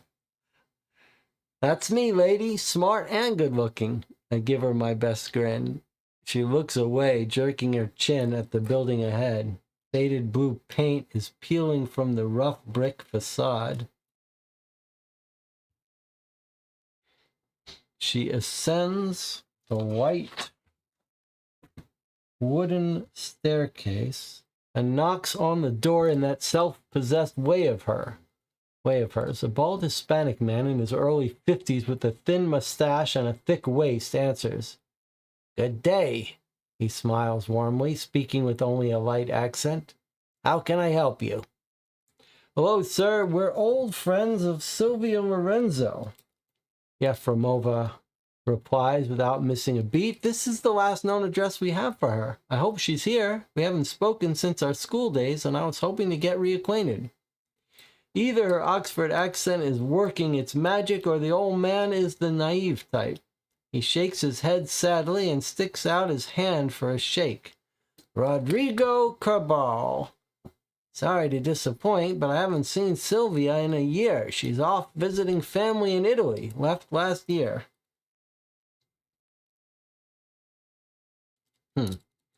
Did she leave last year, early September? I ask. Cabral gives me the evil eye and looks like he's going to close the door. Luckily, Yefremova intervenes. Oh, well, good for her. Any idea when she'll be back? He turns to her with narrowed eyes. Just so you know, there's no funny business. She let me stay in the spare room since 1930 on account of me being an old friend of her father's. When she left, she never said when I should expect her back. Oh, well, that's disappointing. I guess it is what it is. Thank you, sir. Please tell her Cynthia came calling. Cabral starts chewing his bottom lip while fiddling with a golden cross around his neck. Then he seems to reach a decision. Sylvia did say if any real friends came calling, they would know where in Italy to find her. With that, he shuts the door in our faces with a loud bang. Well, that's as useful as ice to an Eskimo, I grumble. Was it? Yefremova gives me the side eye. I blink. Yeah, unless you're planning on sailing to Italy.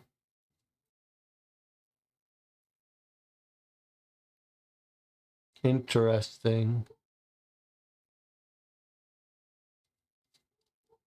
Sylvia Lorenzo left word if a real friend come calling, they would know where in Italy to find her.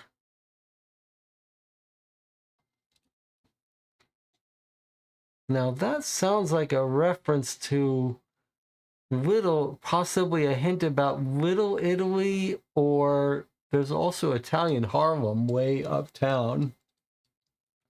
But where in Italy feels like Little Italy. But where are we going to figure out where in Little Italy? A golden cross? You think that is the tip-off? That she's religious? That's an interesting idea.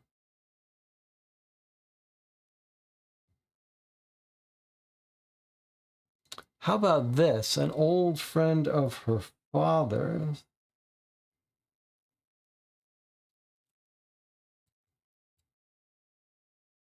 Try to look up a different Lorenzo. Try to catch her father. They would know where in Italy to find her.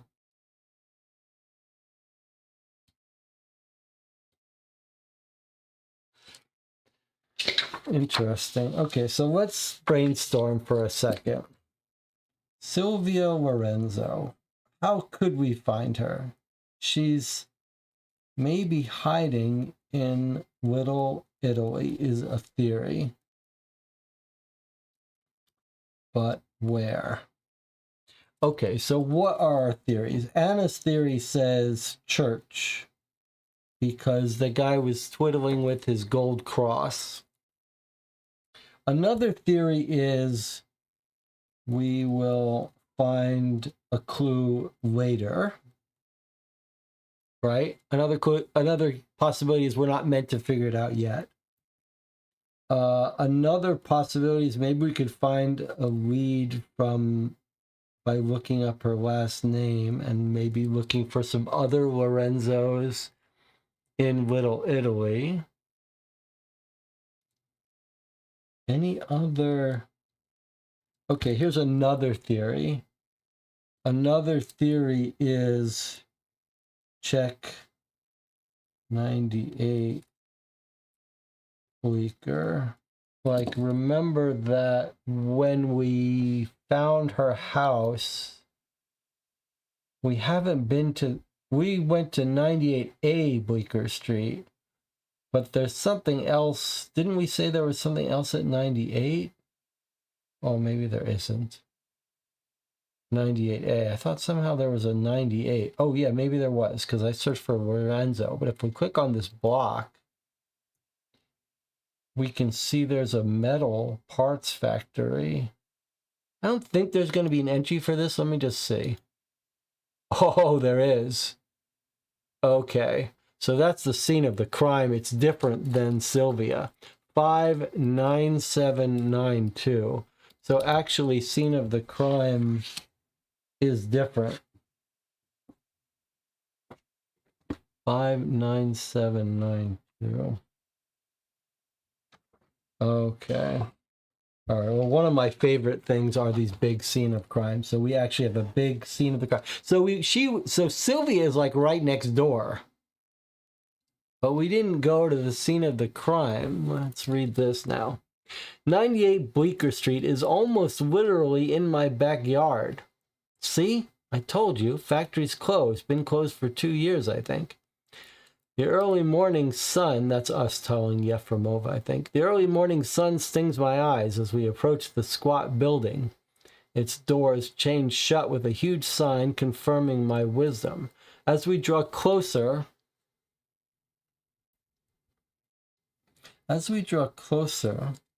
something starts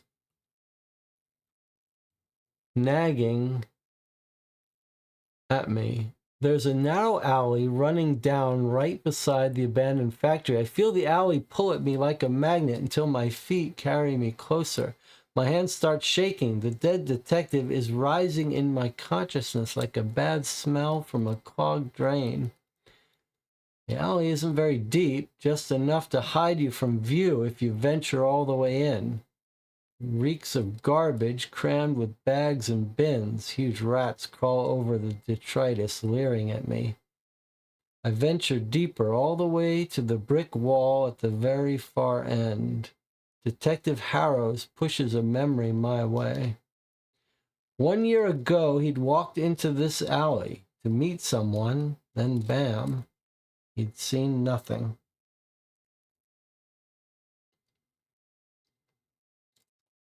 Not exactly helpful, I grumble. I keep walking until I find a hole in one of the bricks in the dead end of the alley. It's just about at head height for me and for Detective Harrows, the bullet hole. When Mrs. Yefremova speaks from behind me, I jump like an athlete and make an unmanly sound. No slug was recovered for ballistics. She gestures at the hole in the wall. I clutch at my racing heart. Time of death? The detective pushes the question into my brain. 5 a.m., September 3rd. She answers. I do her the favor of not looking at her expression. They say his partner, Bazarov, was with him. Who says so? Detective Henry Owens, who was put in charge of the investigation. Right, and what did Bazarov have to say for himself, I ask, holding a hand over my nose against the stink.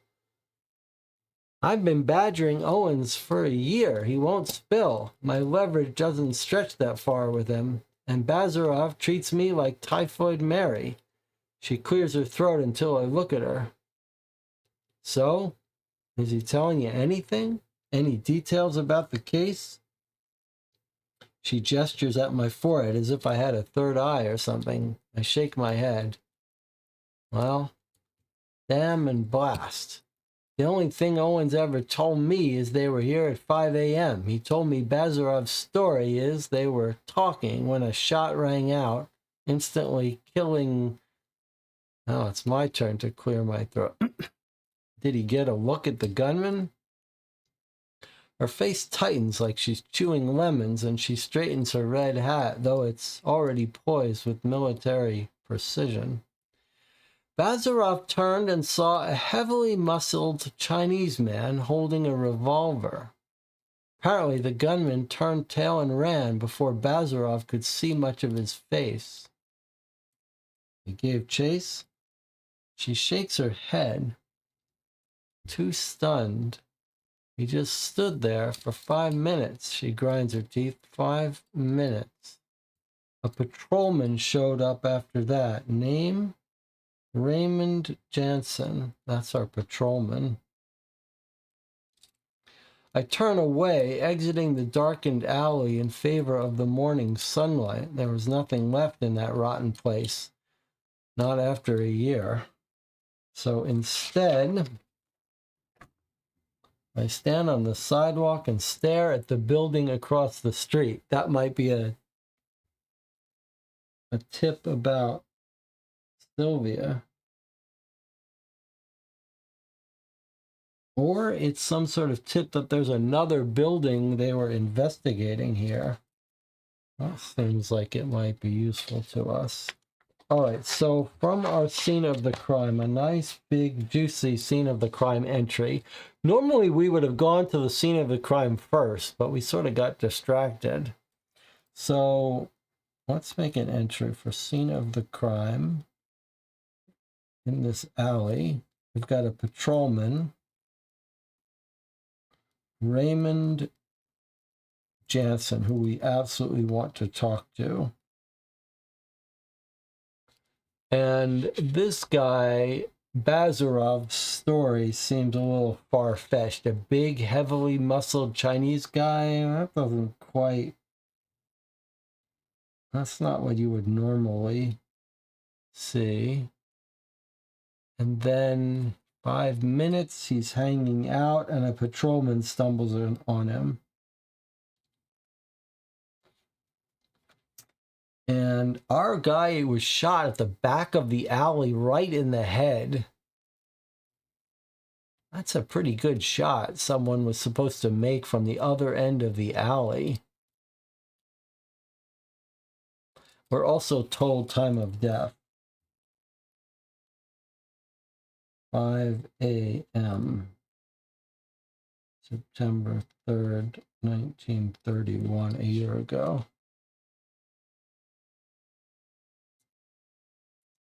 So Bazarov is clearly bad, and he probably killed his partner.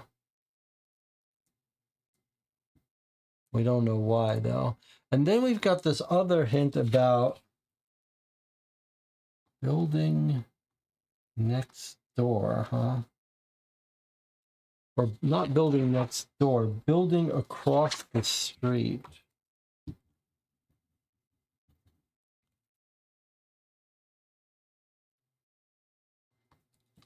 So before we look up Raymond Jansen, while we're here, let's take a look at our map here and what this building across the street might be.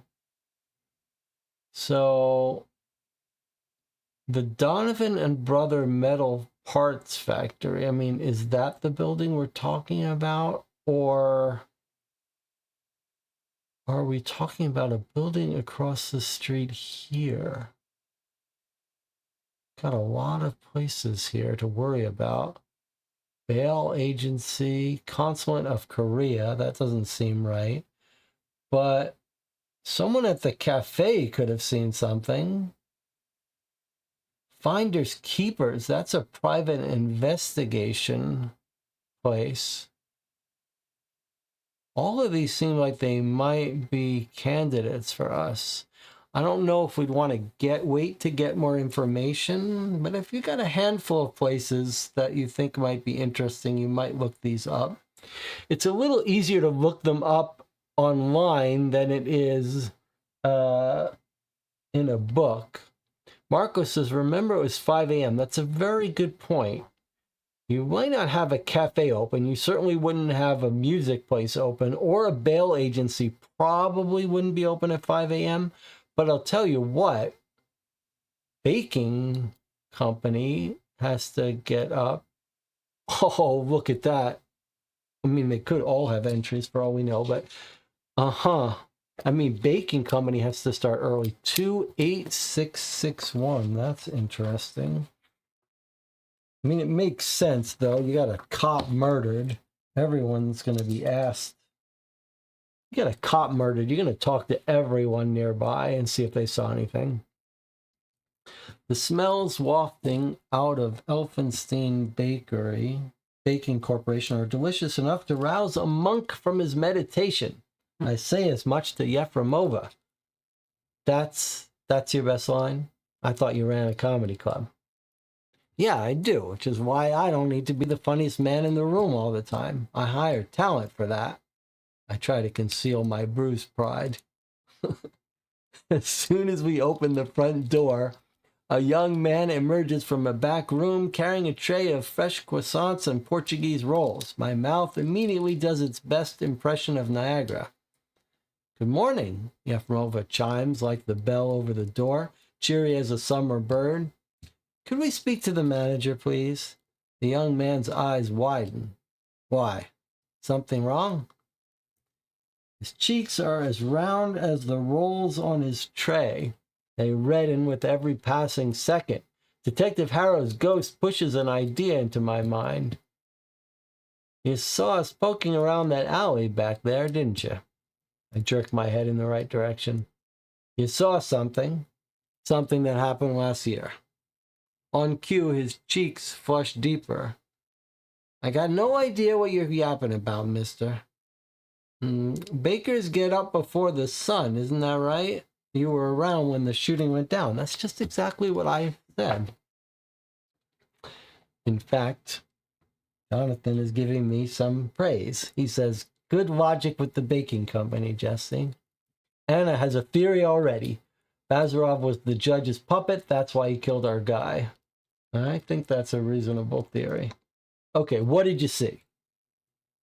That's called leading a witness, mister. You a cop? No. Good. You want the best baked goods in the village? I can help. You want anything else? You're in the wrong place. The door behind him opens, revealing a woman in her late 50s with a lined face and bright blue eyes. Those baby blues snap wide upon seeing me. You're, she stammers before grabbing the young man by his collar. See? I told you this would happen. The tea leaves never lie. I told you. It's inside him. Leave, the young man shouts. Get out. You've upset my mother. Get out. Without hesitation, I make my exit. Yefremova, however, grabs my coat sleeve and pulls me into the alley running adjacent to the bakery. Shut up. Follow my lead. She pulls me toward an open window. Probably left ajar to aid circulation during the baking process. Taking up station under the window, we hear mother and son arguing. You should have told the police last year, like I told you to, she shouts. Told them what, Ma? I didn't see nothing. The old woman went quiet for a moment. I thought she must have heard us outside the window. Maybe she did, because she started talking in slower, more deliberate tones. You saw the two cops enter the alley. You heard the shot, but you never saw no one else go in there. Not until that constable showed up. Yes, Ma, I did. The young man was yelling now, as if unburdening himself felt good enough to make into a song. Then the cop who didn't get shot told me to keep my yap shut, and that's what I'm going to keep doing. And you know why? Because it keeps my heart beating. Come on, Yefremova whispers. We've heard enough. She creeps away from the window, stealthy as an alley cat. Once we're a block away, she rounds on me. The next time a witness's family member starts pressing them to talk to us, don't just run away like that. We got lucky this time. I raise my hands in a placating gesture. Sure thing, lady. I see something shimmer in her eyes before she turns away. That said, she relents, you did a good job pushing questions down his throat like that. At least you got him off balance, if nothing else. Okay. So, we have now got some good evidence that our theory is correct. That two cops go into an alley, one comes out, the other one's dead, no one else there. So we've got our killer. We've got our killer. We don't have a motive, though, but we think maybe killed because he's investigating the judge. It's interesting, too. Like, our guy is not a detective. Remember, our main character, ourselves, we run this comedy club. We're not a detective. But we got this woman alongside us who's pretty quick on her feet, pretty resourceful, Yefremova. She's giving us a little lecture here about interviewing people. All right, that was pretty good. So we know who shot him. We know it's the partner. We just don't know exactly why. And we don't know what Sylvia's role, but she could be another witness.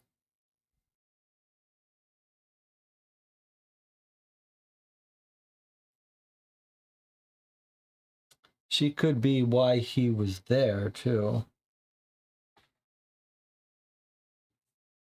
So we could, if we were in doubt, we could try these other places here.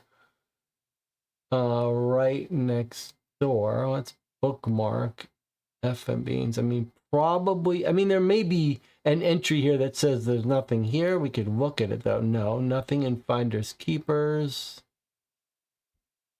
Mail agency. These places wouldn't be open at the time. There is an action to look around the block searching for things, but I don't think this case makes use of this mechanic. Yes, okay. Which is all fine. And no one would be at the cafe at 5 a.m., right? Okay, that's fine. That's nothing unexpected about that. Okay, so well, let's go talk to that patrol office. Martinez says, Finders Keepers, most of the others were not there when I wrote the case. And Jonathan, that's fine. There's no reason there has to be entries for those people. There's different styles of writing some cases. Some people would have like an entry for all of those buildings that say there's nothing here, but that's obviously that's not needed in this case, but you could imagine that if someone didn't think to go to the bakery, maybe you put entries in the other places just so they know they're not on the wrong track. Jonathan says, his wife said Harrow had mentioned Sylvia in his sleep, if I recall correctly. That's right. But we don't know anything about her. I mean, we could try Anna's theory about a church in Little Italy. We could try looking for other Lorenzos. But let's carve the chicken at its joint. We learned about a patrol officer who showed up on the scene, and we think he might have caught this other cop in a lie. So let's look up that guy now. What did we write down for him? Our patrol officer. Where is my note about the patrol officer? Okay. Raymond Jansen.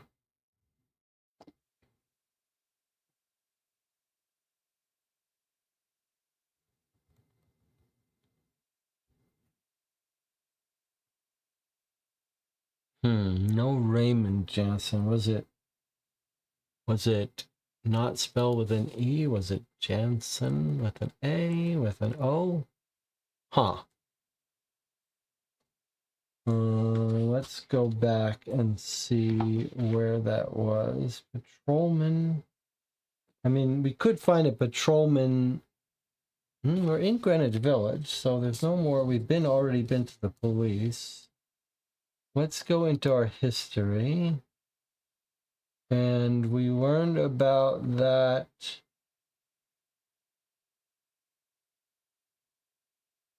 Not at the bakery, but at the scene of the crime, which was here.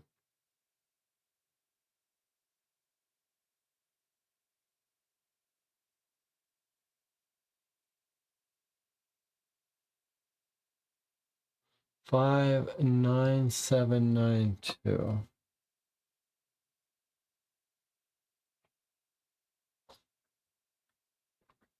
I see. We just spelled the name wrong.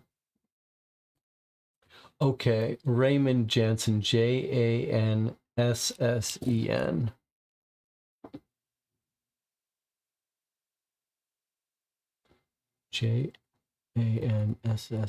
There he is, Raymond Janssen. Looks like he might have a brother too. Bookmark it. Let's go to it. Where is he? He's also in Greenwich Village. Makes sense. 83245.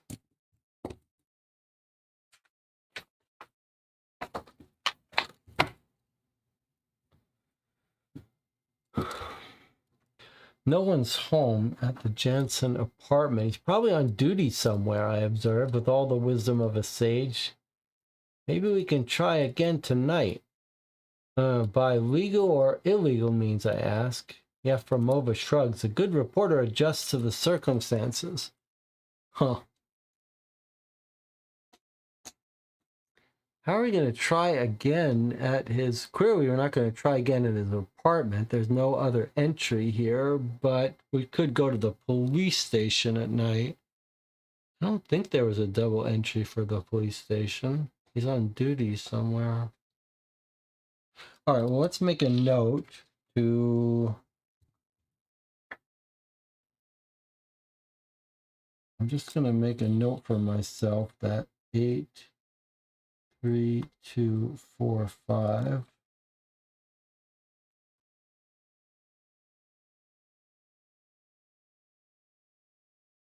Let's make a note here, actually.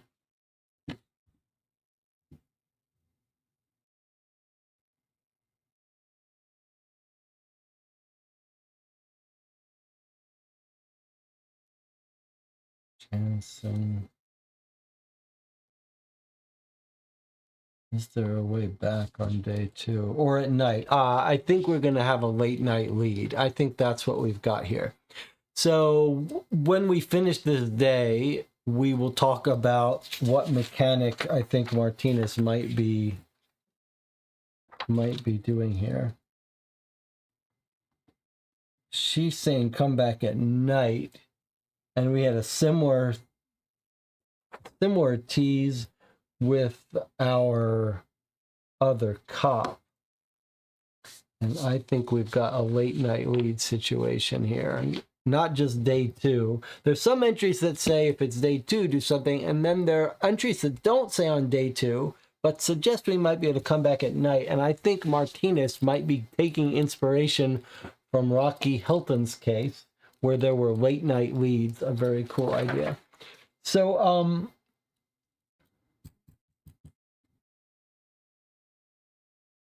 okay, so let's take a moment and talk about where we are. I'm not sure there are late night leads, but there might be. Let's take a moment and talk about where we are in terms of whether we're done with day 1. So we might need to check our notes again, but we have followed up on Yefremova's reporter's notes. We went to the crime scene and the neighboring place. We went to Sylvia that he mentioned in her sleep, but we don't know how to get to her. We've been to the rest of these. We've also been to, we've talked to Richard. Tried to talk to Raymond Jansen. We couldn't. We talked to a guy staying in Sylvia's apartment, and she gave us a clue. He gave us a clue about how to find her. But we're not sure we can find her yet, or if that's for later. We found our judge, who won't see us without an appointment, who seems like he could be the center of our case. So let's talk about... So one question is, do we think we're done? Have we identified the murderer? Yes. We think it's the partner who's dead, Bartholomew Bazarov. But motive,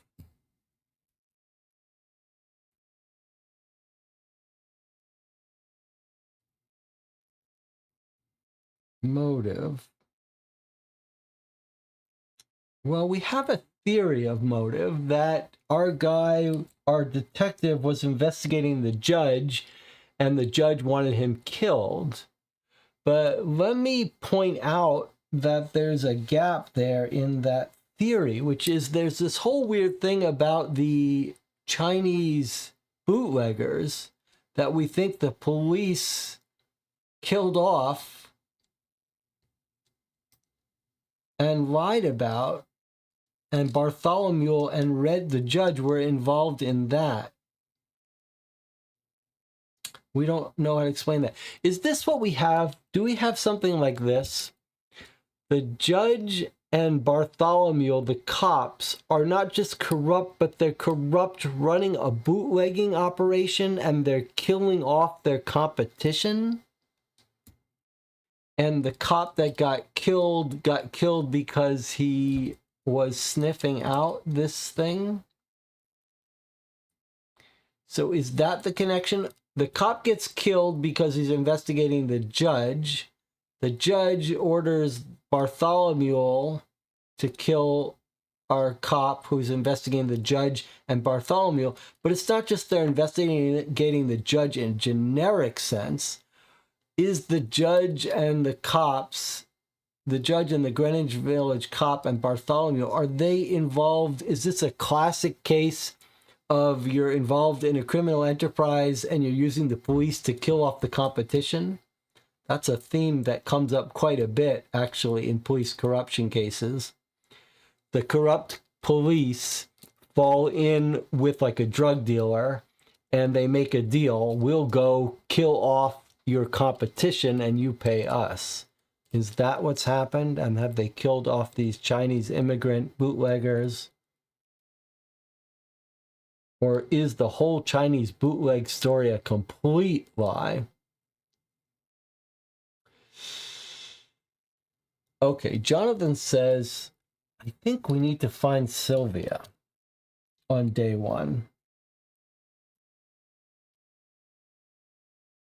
All right, so if we were making a to-do list for still left on day one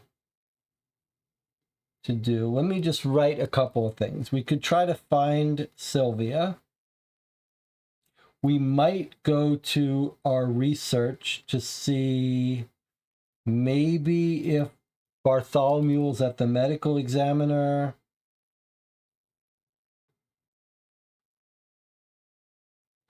Or maybe some court records, because we suspect a judge. Might there be some court records or some other way to find information about him?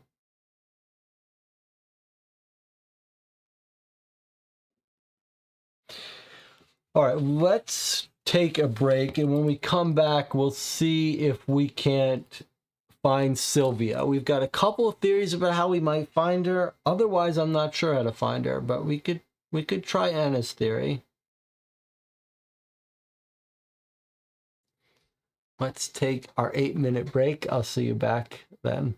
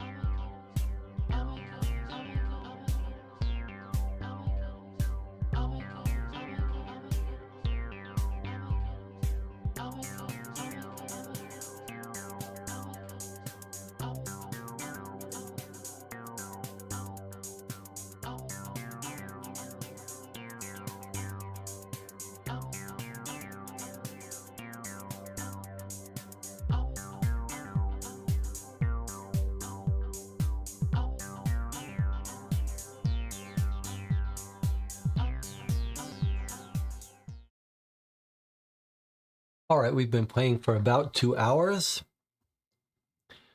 We've been playing The Bitter Edge, a case for New York Noir written by Martinez Conradi. So far, I'm loving it, loving the tone, loving the writing, and we've done some clever detectiving so far. But now we are trying to find Sylvia Lorenzo, but we've got a couple of other things we can do. Jonathan was suggesting to our potential to-do list, we might check other places for flavor, like the New York Times, which Yefremova works at, or you were saying also Harrow's, no, you're saying the home of our character. That's an interesting idea. And maybe there's something else we're forgetting. Let's just quickly go through my notes here. This was our notes of places. We went to these. Some of these places we need to come back to. There was a delivery truck that hit him. It sounded like he walked in the street, so I don't think that there's any point in investigating the delivery company. But it's possible.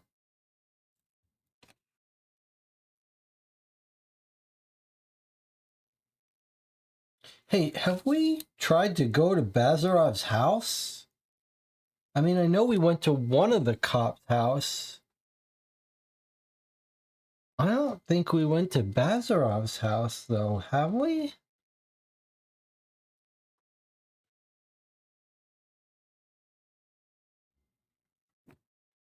And then, in fact, let me add another item here that could be to do.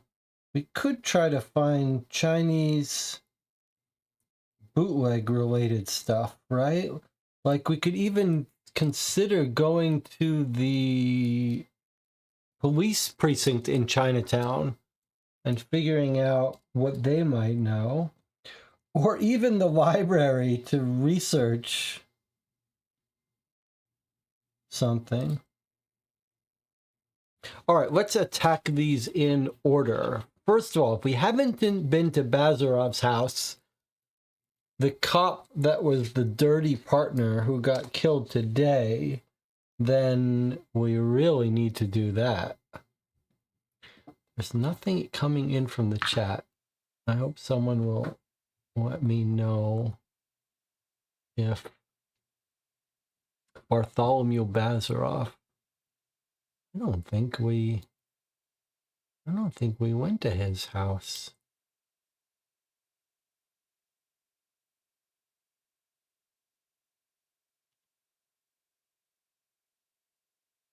$30405. I think we got so caught up in the investigating officers that we didn't think to go to this guy's house.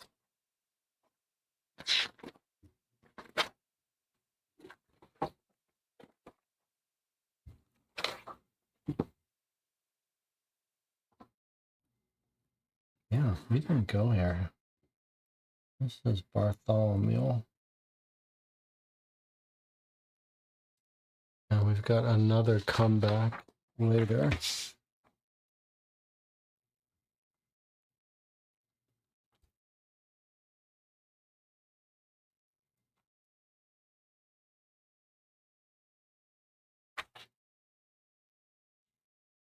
Back day 2. All right. Can someone just let me know that I'm still live? You can hear me because no one's typed anything.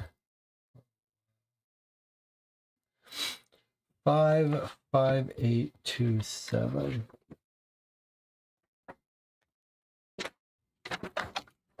Obviously, don't pay attention to anything you see before we get there. Okay, I am live. Okay. Bazarov's house is quite large for this part of the city. He's got some corruption money coming in. A narrow herb garden hugs the pebbled walkway meandering to the front door. The herbs, however, are battling with weeds for space.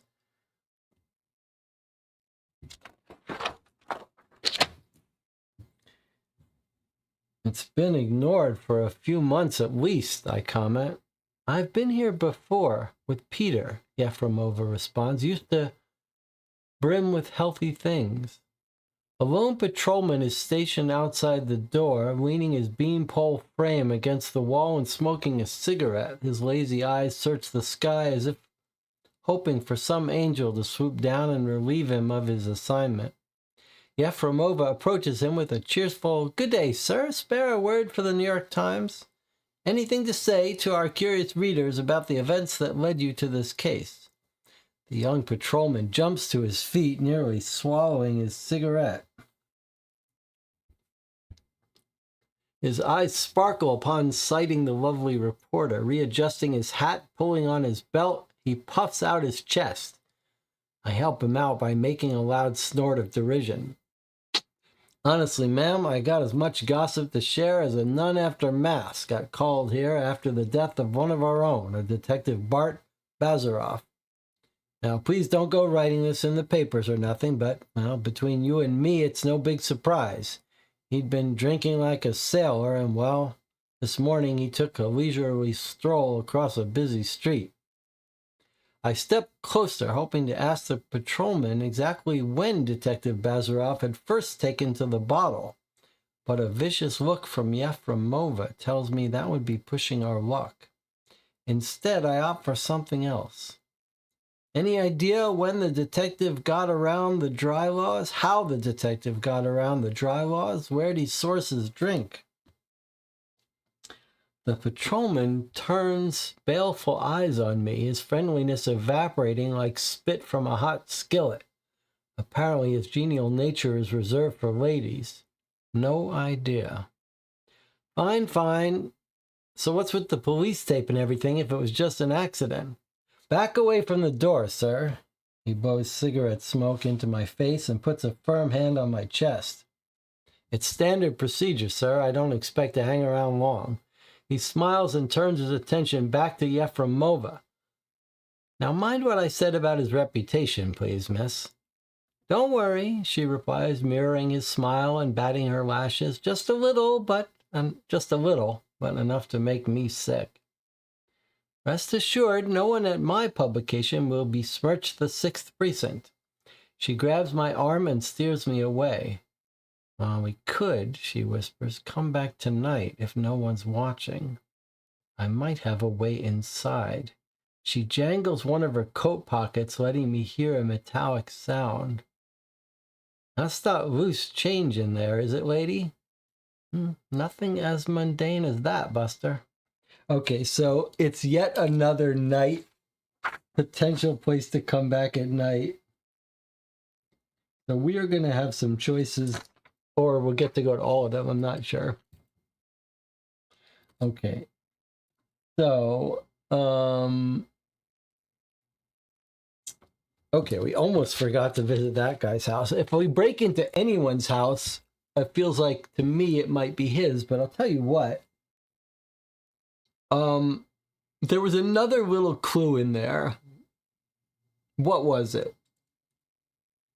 What am I thinking about? What little clue that is consistent with our theory of the case?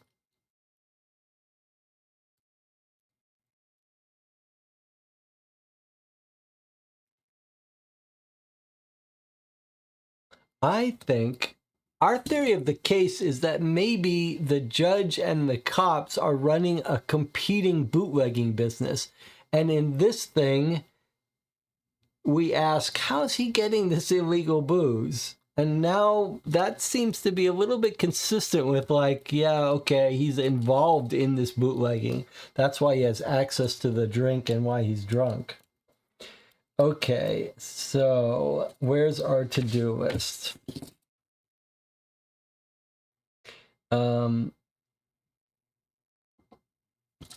We still haven't found Sylvia, but we have gone to Bazarov's house.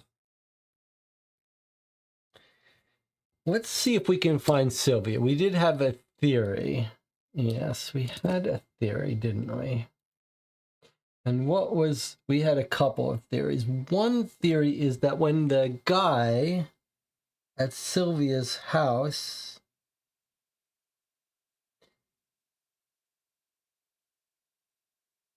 was messing with his gold cross when he told us people would know where she went in Italy. We think that might mean Little Italy, so let's try something. Let's switch over to Little Italy. Now remember, you shouldn't be looking for buildings by illustration, because while you might very well see some churches, they wouldn't be all the churches.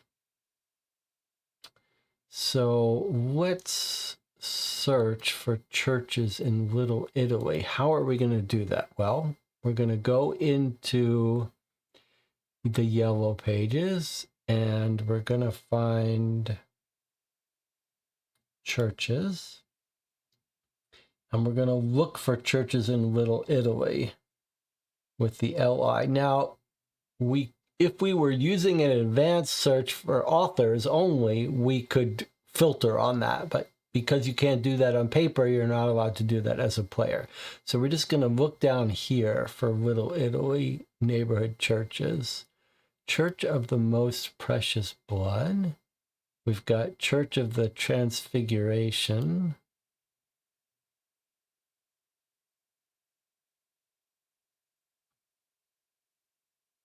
There are a lot of churches. Let's see.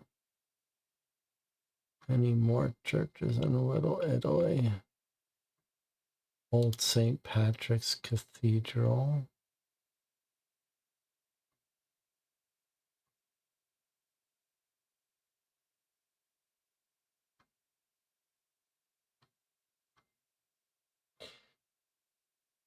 So you can see if you're looking at this up on paper, it would be a little bit less fun to look up 20 places. Okay, but 3 places, surely that's reasonable for us to look up. So let's hit those again. Try to look them up.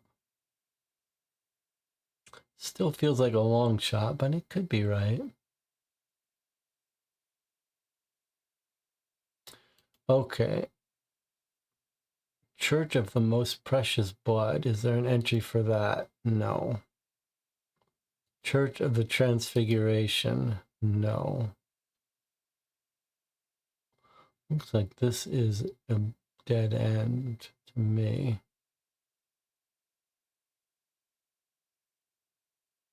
There was one more in Little Italy. Old St. Patrick's. No. Okay, I think the church theory was a reasonable one, but it doesn't look right. What was our next theory about how to find Sylvia?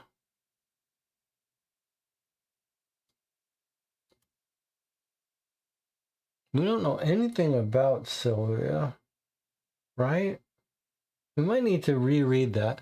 Let me just look for Lorenzo. The problem with Lorenzo is Silvio Lorenzo.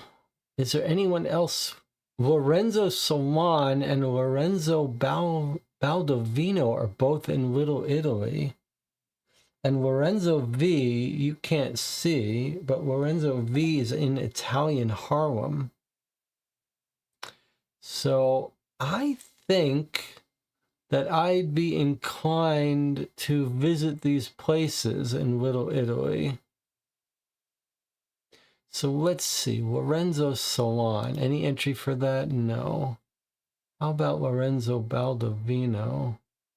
Also in Little Italy. Looks like we got a hit. Before I read that, let me check out Little in Italian Harlem. Mr. Ermenegildo Lorenzo is an arrogant-looking playboy and wannabe gangster, if you ask me, but no practiced liar. When he says he doesn't know Silvio Lorenzo, I believe him. More to the point, so does Yefremova. I like how he's like, more to the point, the person who's good at this job investigating believes him. Okay, but that is a nice little hint that we're on the right trail here. And then Lorenzo V is in Italian Harlem. There's also an entry for that. Wow, okay. So this was good detective work, says Anna. Great detective work. Okay. Well, is it? I was not so sure that was going to work, but can we just take a moment here? One of the reasons you play these games is to feel clever. And it's pretty cool when you have a hunch about something and it looks like it pays off. Okay, so we've actually got 2 leads on Sylvia Lorenzo. We've got Lorenzo Baldovino and Lorenzo V.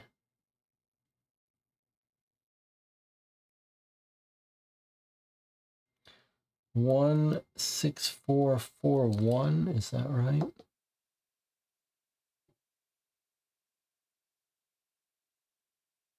One 6441, and Lorenzo V is 70885. And both of these are come back later. Come back on day 2 if you want. So let's just make notes of these. 16441 and 70885. So we don't forget. I'm very keen not to forget a place to come back to. All right, so where is Baldovino? Back in the southwest corner of Little Italy. Okay, let's go read this now. 16441, and it's day 1, which is 40875. It looks like 40375. Okay.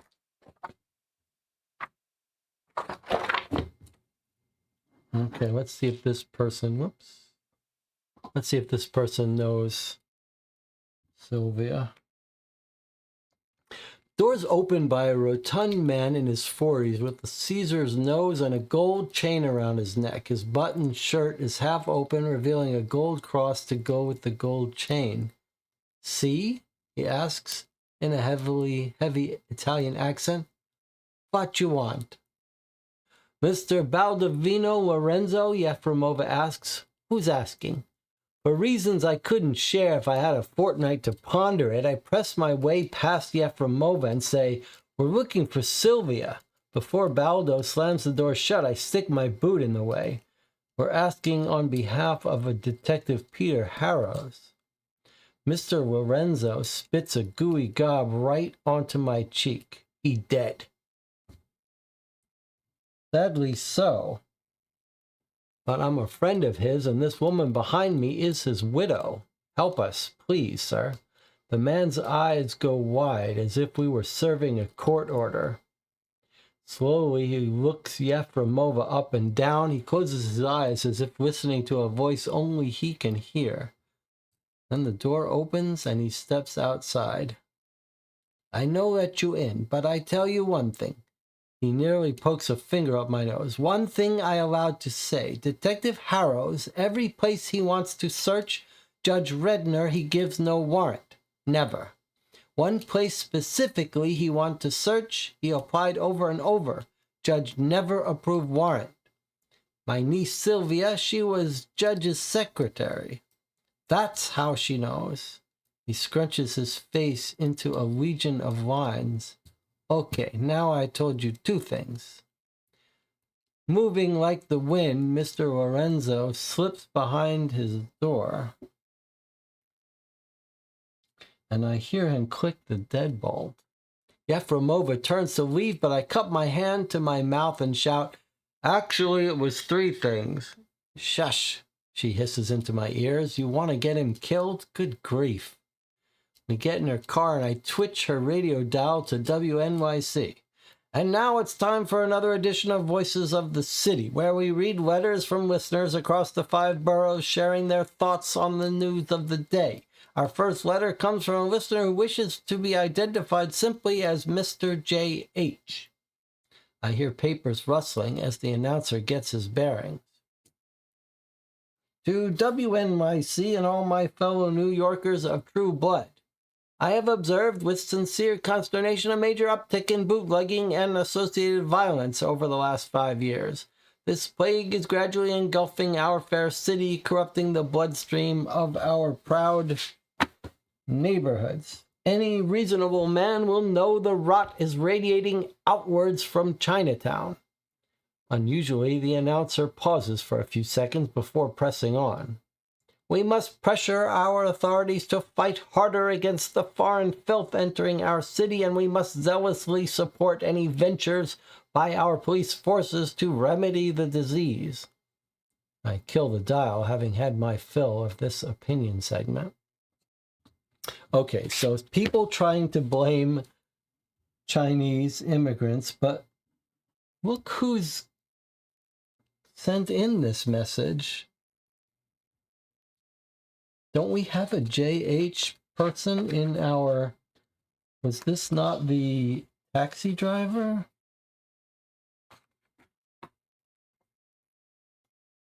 Am I wrong about that?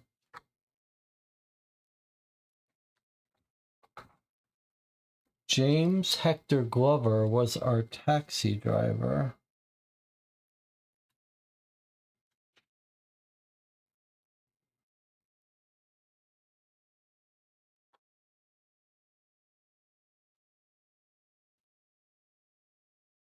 I might need to reread his entry. I wasn't 100%, I don't 100% remember it. Okay, this guy told us some great information that we've been looking for, right? First of all, he tells us about a judge who is our prime mastermind suspect. And we're told that Judge Redner will not give search warrants to our cop who got killed. Like, the judge is trying to block our good cop from last year for investigating.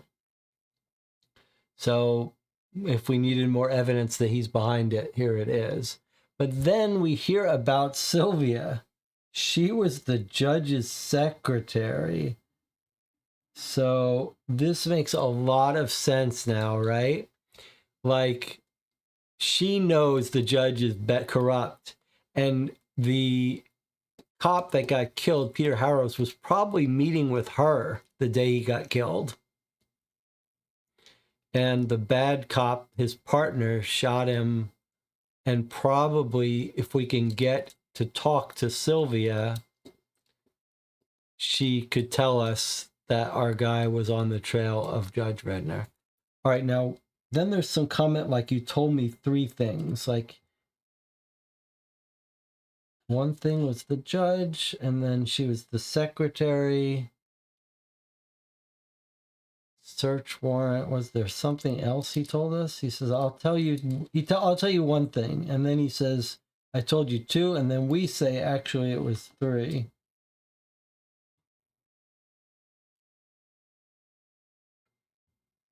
The judge never approves the warrant. She's the secretary. Maybe the 3 things are: 1 is the name of the judge, that the judge never approves the search warrant, and then that she is his secretary. Maybe that there was one place in particular. Was there one place? Am I forgetting that? Every place he wants to search. Oh, one place specifically he applied over and over again. That's interesting. What place?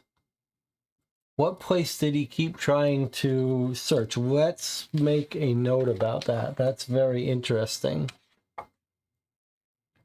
One place Peter Arrows wanted to search. Where? This is our to-do, and we read about it in 40375.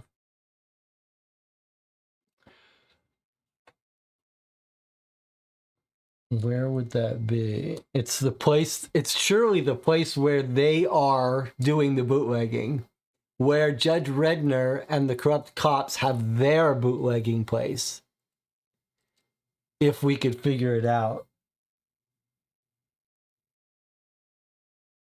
Very interesting. So if we can find where he kept applying for the search warrant, that is our guess about where Redner's stuff is. Okay, very cool.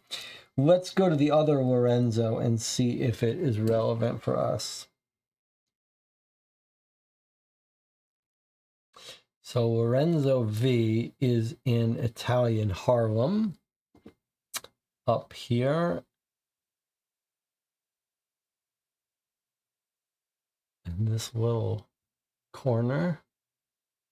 And let's see if Lorenzo V has anything for us. 70885.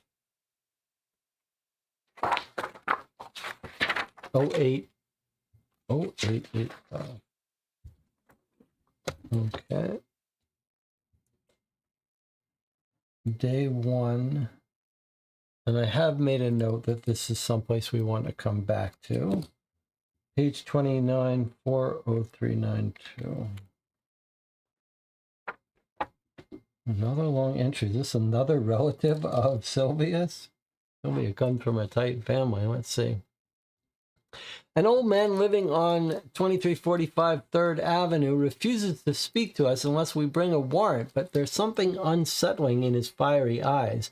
As we drive off, the announcer from WNYC reads, "This is WNYC, New York City's municipal station, with a national update. In Washington this week, renewed debate continues over the treatment of the so-called Bonus Army, a group of World War veterans who marched on the Capitol earlier this summer seeking early payment of promised war bonuses.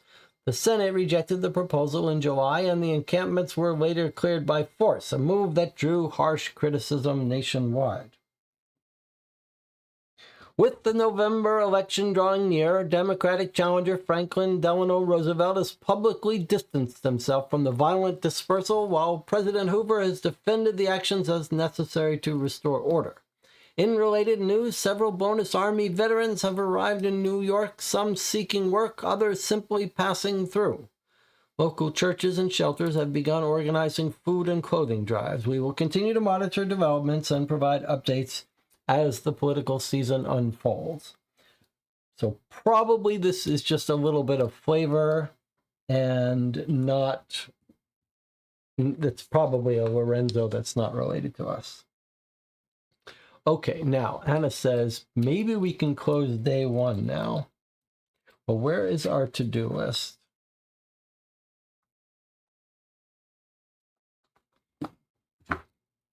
Okay, so I think we found, well, did we find Sylvia? I mean, he said that guy didn't want to let us. Oh, yeah. Okay, let me just read that again. Is that why that guy wouldn't let us in and came outside? Because Sylvia is there?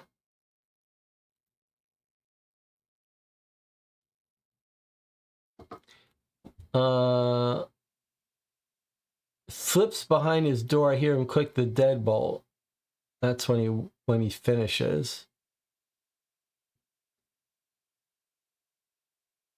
Then the door opens and he steps outside. I know let you in. Okay, so I think we have found Sylvia. I think she is staying here with her father. So, okay, that's useful. So I think probably we've done enough to find Sylvia for today, and then we know where she probably is for tomorrow.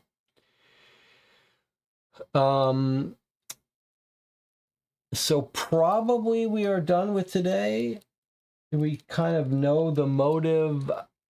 We could try to find this other stuff out, but I feel like maybe we don't need to. Maybe we have enough for today. Now, one thing that's interesting is in one of the mechanics in New York Noir is to use markers so you know when you're done with the day or an event. In this case, we're just told when we think we know the killer and the motive, we should turn to this lead. When you think you have identified. So we don't know what's going to happen when we read this. Maybe it's going to give us questions. Maybe it's going to verify that we know the right answer, or maybe it's just going to tell us. Or maybe it's not going to ask anything and it's just going to be like, okay, you think you know enough, go on. So we don't know, but I think we should go here. Is there any objection? There are other places we could look up just for flavor, but I think it's time. So if there's no objection, I think we should go to this lead. 50039.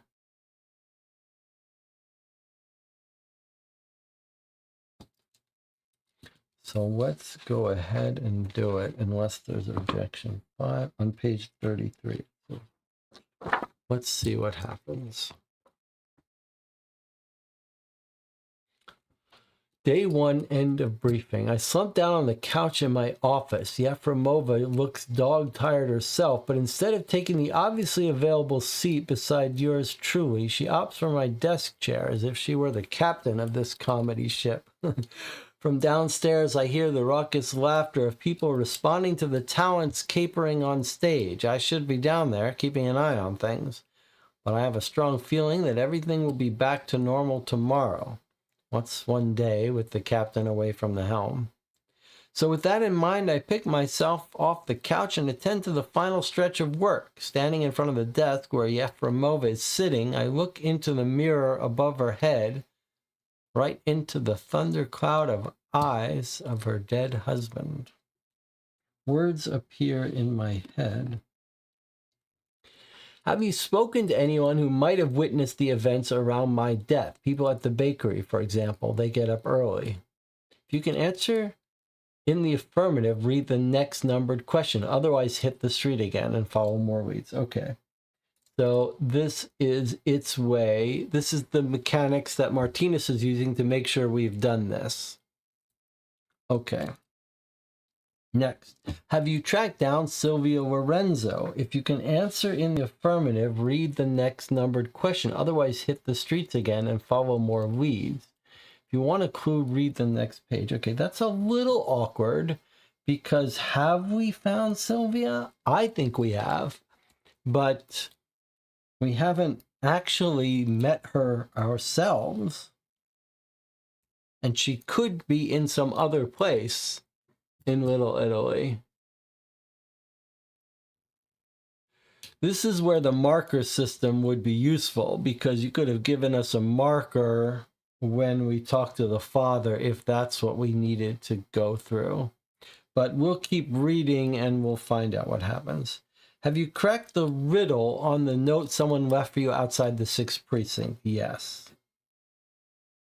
That was the miners on the edge of the village.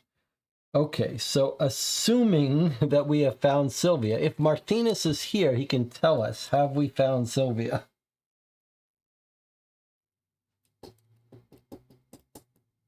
It would be nice if it was clearer about whether we have. Anna says, let's say that we have. Okay, and Martinez is confirming that, yes, we did find her. Okay, good. Okay.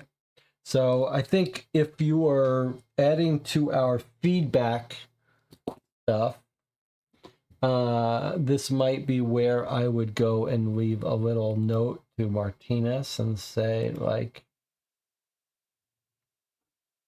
5000039 question, did you find Silvia?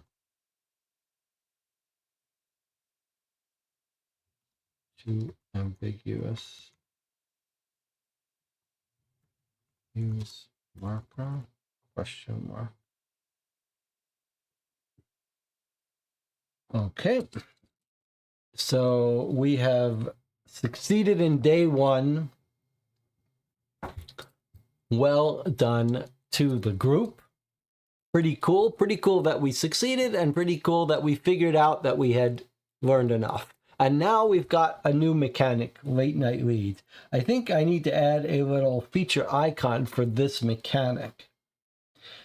This was a mechanic that Rocky Helton was the first person to use, and we had long talks about it, and I can't remember exactly how it came up, but it's one of the new mechanics that we thought was a fun thing. It's like, this is a place where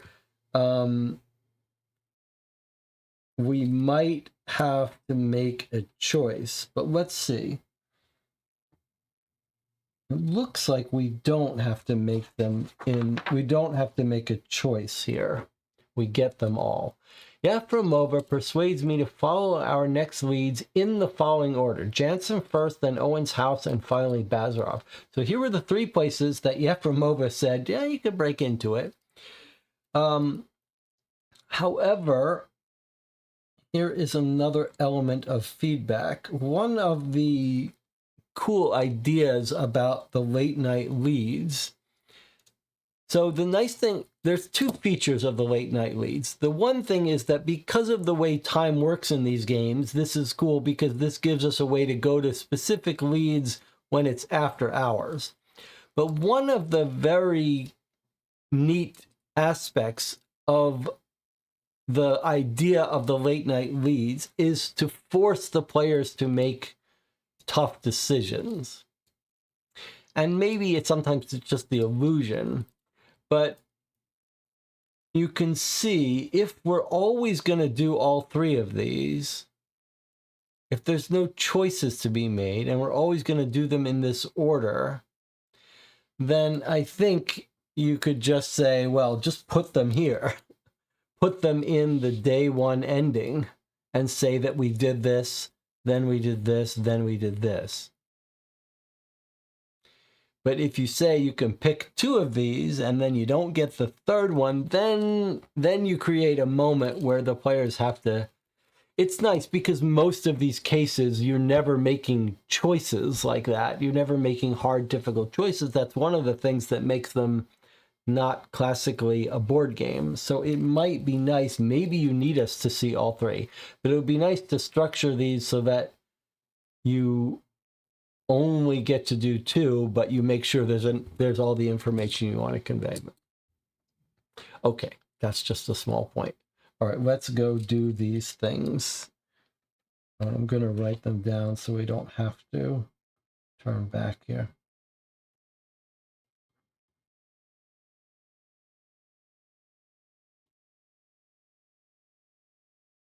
Okay, so first we're visiting the patrolman who, remember, wasn't home at the time. 46610.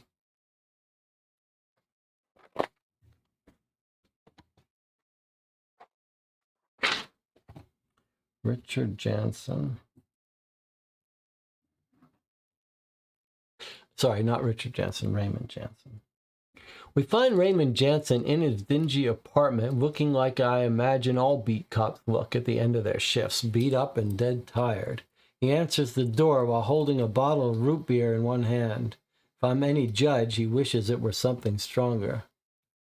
Oh, the trials and tribulations of prohibition, huh? I say, pointing at his bottle. He looks at Yefremova as if to ask, this guy for real? Then he turns his face the other way and says with an Irish accent, "Oh, the trials and tribulations of keeping skeletons in your closet." I spot a ripe bruise maturing on his cheek, which the dim light of his one-room apartment had concealed. Okay, at least we know this guy's not on the take.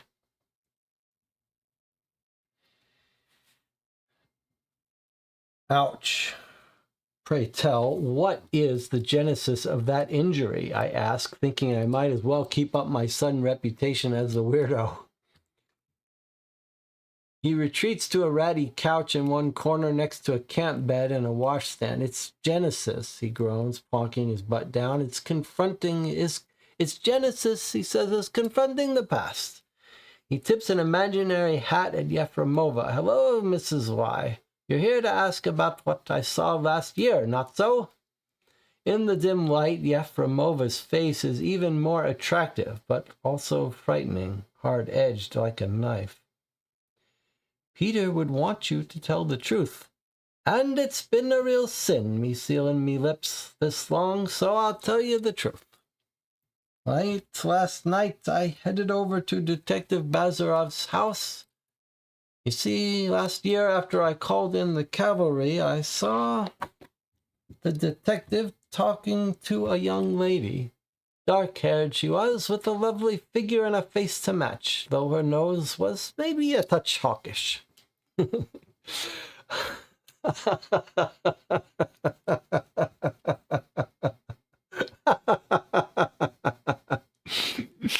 love how he's just describing her, this whole conspiracy of this cop getting shot, and he's like, she was pretty. Maybe her nose was her nose good. Her nose wasn't perfect.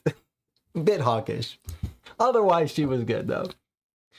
I saw Detective Bazarov having a quiet word with her before she ran off like the devil was on her heels.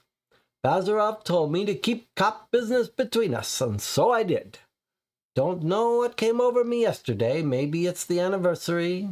Either way, I went to his house to demand an answer.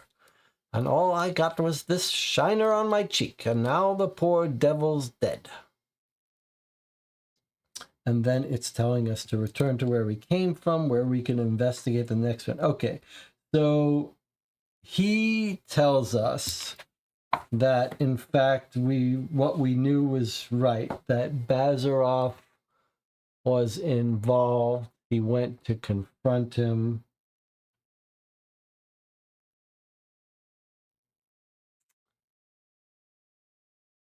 He didn't tell the truth. He goes back to Bazarov, and Bazarov punches him in the eye. All right, let's follow up our next lead. 21595.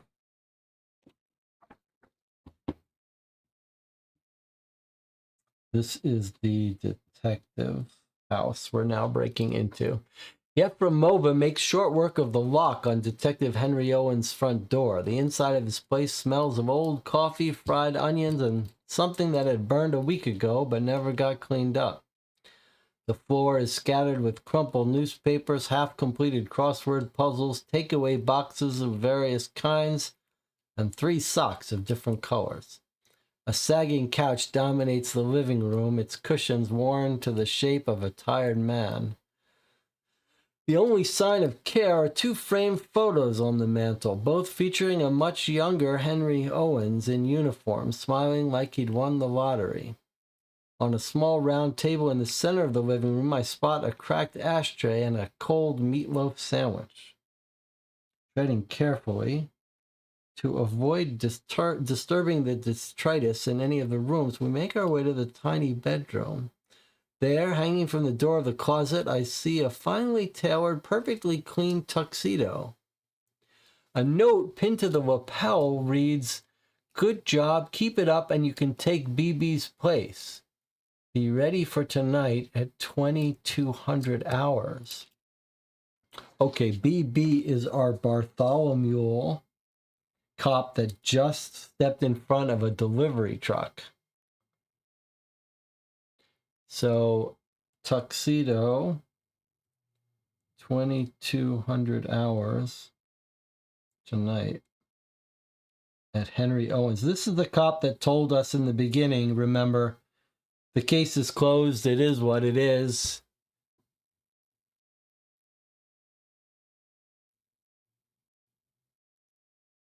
Don't stop investigating. Ennis says, I guess he saw Sylvia. You're talking about the other guy. It's Sylvia, that's brown-haired, hawkish-nosed woman. Yes, he saw her talking. I mean, he saw them talking in the alley. And now 73622.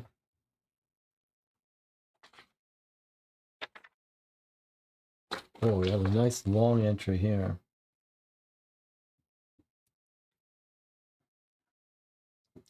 You were right, lady. No cops in sight, I say, as Yefremova and I amble past the house, arm in arm, pretending to be a couple. out for an evening stroll. I even bought her flowers. For the ruse, obviously. She drops my arm like it's a hunk of raw meat and goes toward the front door, making as much sound as a mouse tap dancing on cotton. I glance up and down the street before joining her at the door, where she's hunched over the lock. Faint clicks and scratches are the only testament to her work. At one point, she even oils the hinges to avoid noise. Done, she whispers. I gotta say, Martinez has done a really nice job of capturing these noir little metaphors. Okay. We steal into the house, entering a large sitting room where ambient light from billboards outside help us see our way around. Nice digs, I opine, taking in the huge, comfy sofas and the expensive radio set. What are we looking for exactly? Just then, I noticed something amiss with the radio set. I slip closer and almost emit a low whistle. What kind of man buys a top-of-the-line radio set only to beat it with a baseball bat? I nudge the offending bat and it rolls away. Yefremova creeps past me, moving toward the far wall where a long window overlooks the street. She bends down to pick something off the floor, the kind of man who smashes a gold watch. Using the light from the street, she shows me the cracked face of a fine gold watch. Turning it over, she lets me see an inscription on the back. Happy birthday, Bart. With WR with regards, JH, I think. WR JH. Is that with regards, JH, or is that someone else's initials? And there's our JH again, our taxi guy. So someone has smashed up this guy's radio, and it looks like maybe it was JH. And he lost his watch here while he was doing that. Whose house are we in? Oh, this is a long entry. 50039.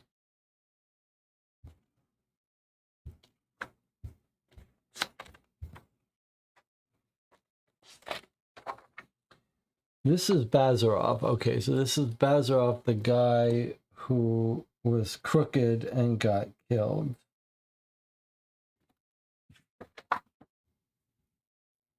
Bartholomew. And here is, we found a watch. Oh, I see. It's not JH's watch. It's Bartholomew's watch. Remember, Bartholomew stepped in front of a delivery truck. And in his house, his radio's been smashed up and his watch has been smashed up. We spend some more time poking around the place. To the right of the sitting room, we find a large kitchen, the fridge stacked with takeaway meals and ice cream. A door to the left of the sitting room opens onto a bedroom nearly as big as my entire office. Yeah, because he's corrupt and he's got lots of money. One wall is decorated with a bookshelf, which to my surprise features 5 trophies for chess tournaments. Between the trophies are pictures which confirm Bazarov was a decent-looking man. Fit, muscular, with a chin like a brick, not the sort of man who'd live on takeaways, at least not until dipping into the bottle. All the pictures are of him, no family or friends, unless he got rid of those.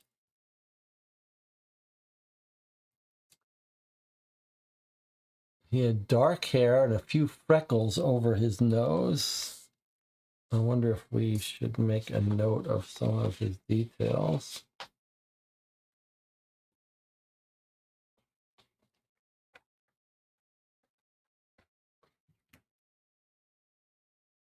Okay, he's handsome, dark hair, freckles.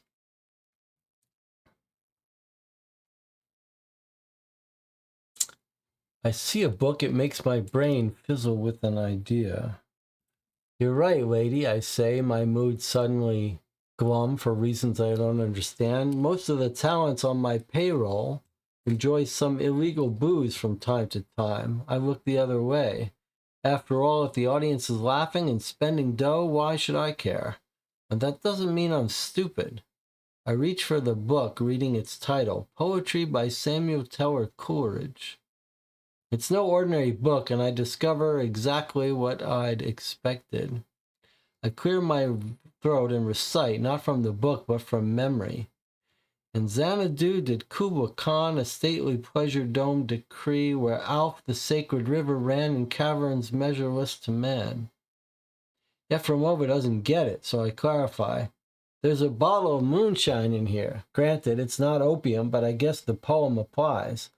Then I flip open the lid of the wooden box, disguised as a book, allowing her to see. Efremova hurries over. Well, well, good job, Buster. Suddenly, I'm grateful for the relative... Let's go. Chop, chop. Why isn't it focusing?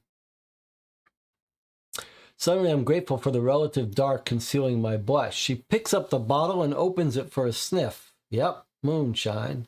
Holding it up to the light, she reads the crude label, Bite Park North. Then she turns her attention back to the box, and look at this, there's a card. Snatching it up, she starts reading, stumbling over the handwriting, which is horrible, inebriated scrawl. Dear son, sorry. Had enough. You got all the info. Slowly, Efremova retreats to the living room where she stares out the window. Huh. What do you think this is about?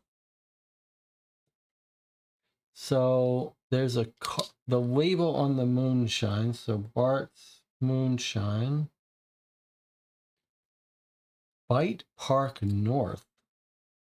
The hell is that? I don't think there's a real park called Bite Park. Dear son, sorry, had enough. You got all the info. Dear son, sorry. No comma, nothing. Then in lowercase, had enough. Period. And now uppercase again. You got all the info. Period. That's a weird line.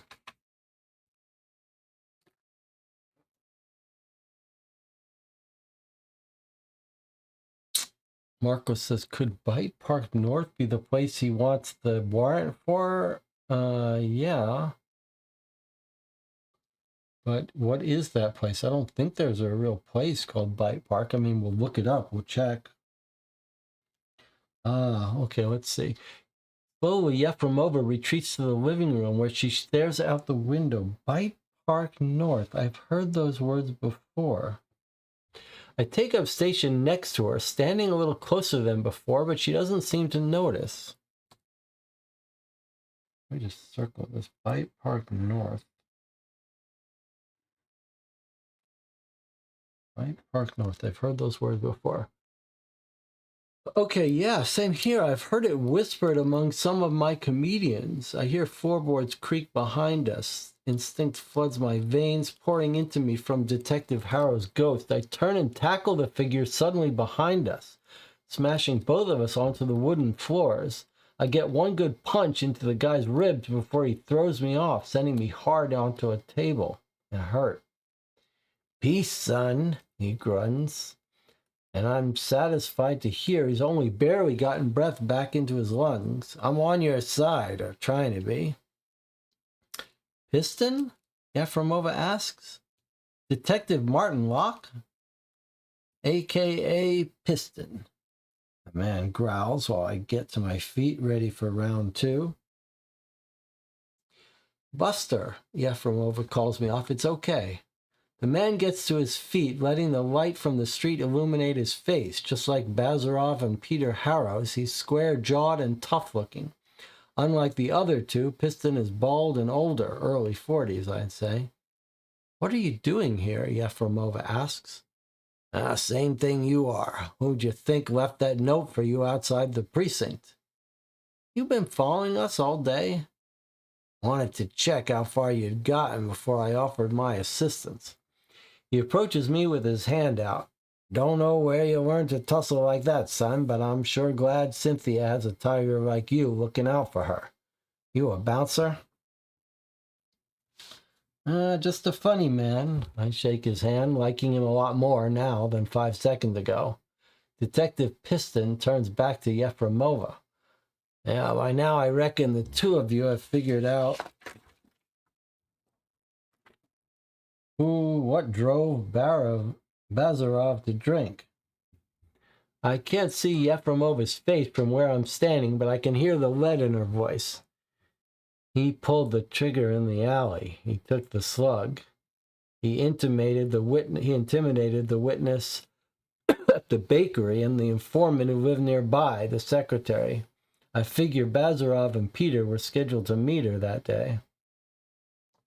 I always had a sharp brain, Piston comments, giving her a shallow bow. Even so, you've been investigating with a half-empty toolbox. To drill deeper, you need someone with the resources of the NYPD. And that's what I'm offering. We can talk about the details later, but if you have any idea what the hell Bite Park North means, maybe we can catch Bazarov's patron breaking the law. You may now return to the leads for day 1 and try to find the correct location. This is still part of your day 1 investigation. If you need a hint,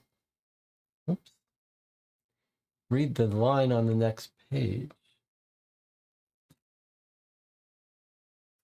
Read the line on the next page. I think that's a little bit of a bug in the sense that I think maybe when it was written, it was on the next page, but depending on the formatting, it won't be on the next page. So probably this should just say, if you need a hint, read the next line, or maybe send them to a lead. So what we're going to do is, just like we've been doing, we're going to treat this like we were a real playtester. So we're at 73622. So I'm going to make a little note here. At 73622, it says for hint C1 on next page, but the hint is right after. Okay, so I did happen to see this hint, so we're just going to look at it together. Consider locations in Greenwich Village which might be considered north of a park. Okay, North Bite Park. So the game is telling us that it's still day 1. And we can go to places now. And it gave us a little hint about North Bite Park. And probably we're in Greenwich Village. And what was the context for North Bite Park? The label from the moonshine was in North Bite Park. North Bite Park. I mean,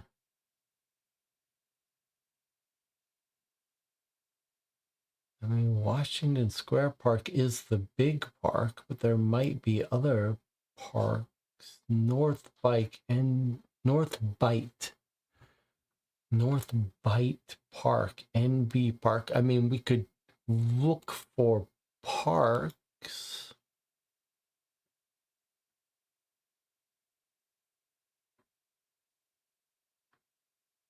We can look for parks in Greenwich Village.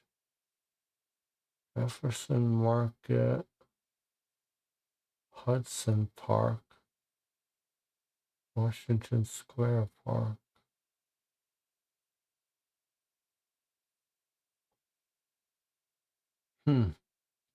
North Bite Park. Okay.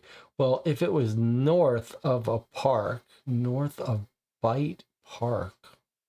How weird. No park here?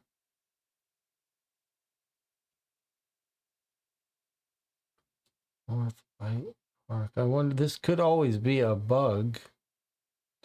But let's see. So if we look at the blocks that are north of parks, here is one.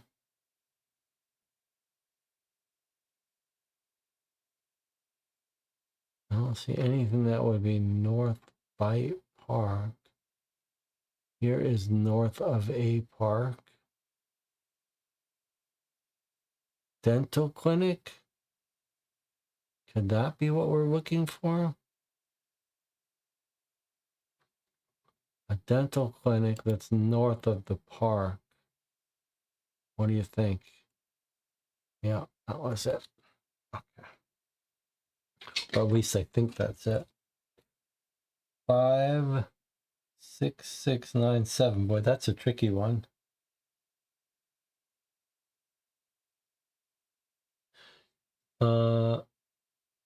Okay. North Bite Park. Now, before we read this, I want to, Jonathan Warner says, good find. Okay, before we read this, I want to give some more feedback here. So this was our late night lead. Then we're told this slightly weird thing that says you can go back and you're still in day one. And if you need a hint, here's this.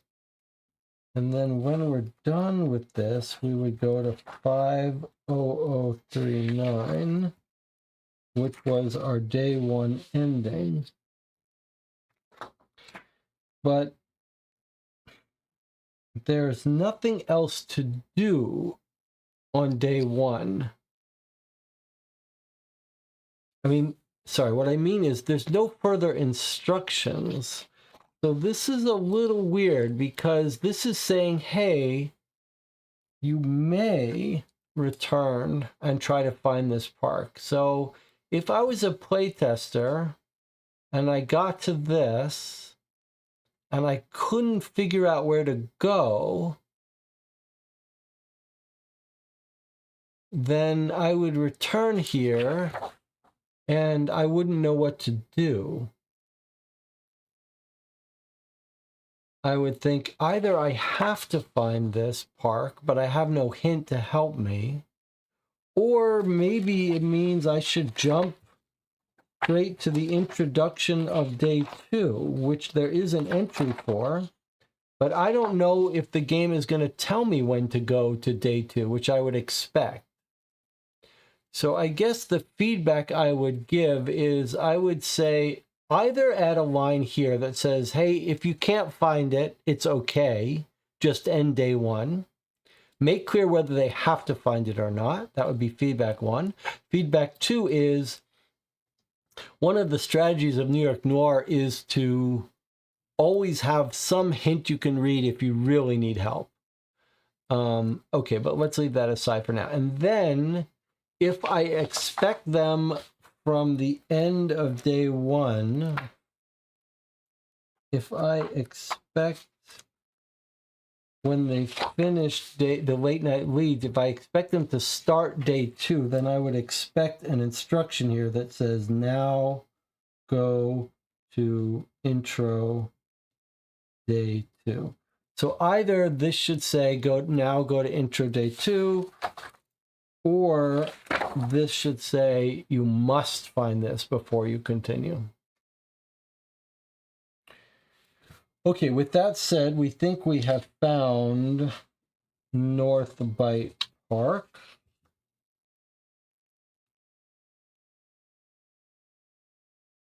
Which is the dental clinic. We don't need this in that case. We can check in with the chat.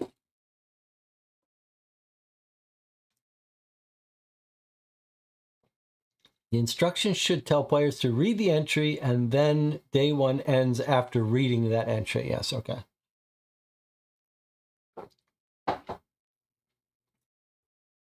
You don't have to have it. You don't have to have this if you don't want.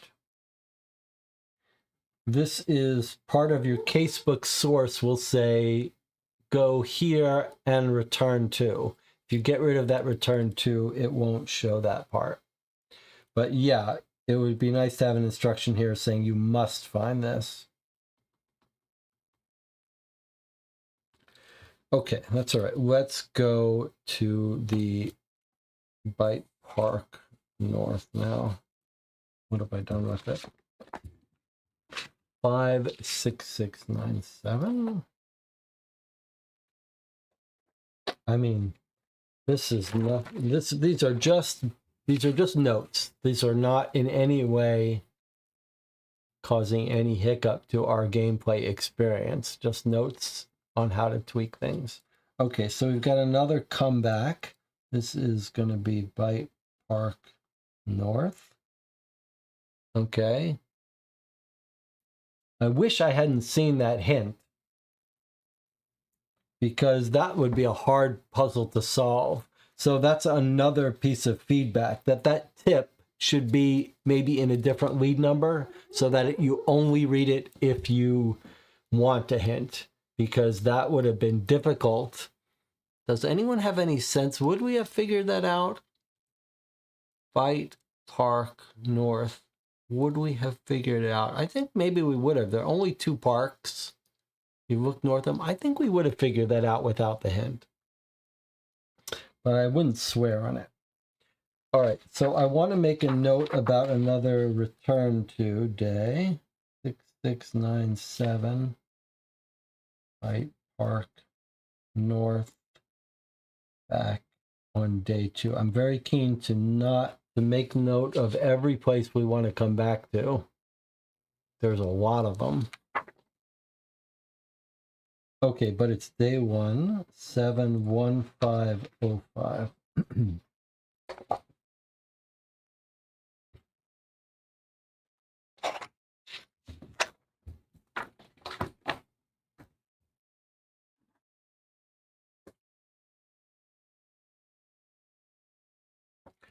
It's nearly midnight, and the advanced dental clinic is obviously closed for business. And yet, there, I can see them now, whispers Detective Piston from our stakeout position inside his car across the street from the clinic. They're arriving in 2s and 4s, all taut to the bricks in expensive frocks and suits. Oh, here is the party. It's going to be the judges here or something. Where's the entrance? I ask. Right there, Yefremova answers, pointing. Then I see it. There's a fire escape snaking its way up the building. This is a little speakeasy. A burly man in a tweed suit leans against the foot of the staircase while smoking a cigar. Every now and again, small groups of men and women approach him. One member of every group gets close enough to the suited man to whisper something. Then the party is directed to a basement entrance behind the fire escape. We've got a little speakeasy here. And here he comes, whispers Piston, voice dripping with enough cold glee to serve as a frozen dessert. An expensive car parks right on the curb not far from us. The man who steps out looks more like a boxer than anything else, but in the dark I cannot get a good impression of his face. Piston, however, sports a pair of binoculars. That, in any case you don't know, is Judge Redner, our bad guy. Out to wet his whistle. He emits a low whistle of his own. Hello, hello, hello. The judge brought a friend, our very own Henry Owens, grinning like the cat who stole the cream. I ask, you gonna arrest him now? Piston puts away his binoculars and turns in his seat to grab my shoulder in a vice-tight grip. Hold off, Tiger. Let's not embarrass the 6th Precinct like this. We'll find a quiet way to deal with Henry Owens. And as for Judge Redner, I'd rather we seize him at his courthouse tomorrow, nice and public, make a big splash, send a message to everyone in power who thinks they're above the law. Yefremova cuts in. Let's discuss this tomorrow morning. I'd rather find Sylvia and bag her testimony before cornering the judge. I'm not convinced the three of us witnessing him enter a speakeasy will be enough for a conviction. First, I need sleep. This concludes day 1. Any instructions to return to 51320 should be ignored. It's part of a coding bug I don't know how to fix yet. Okay, well, I will help you with that.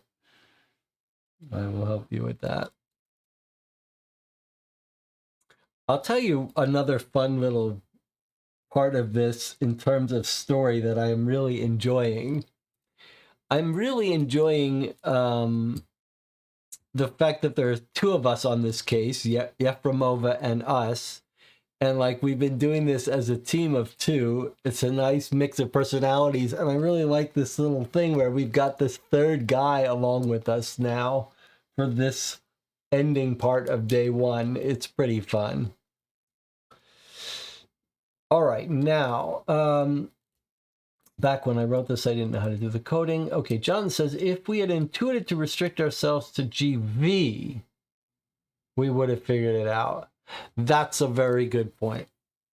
I think if we knew to restrict to GV, we would have solved that bug. But if we didn't, then maybe we would have been searching endlessly. Okay, now, John says, I need to head out. Great work on the case. Good investigative work. Everyone have to catch the rest later. Okay. So we've finished day 1. Very cool. Let's pause for a minute. It's time for another break.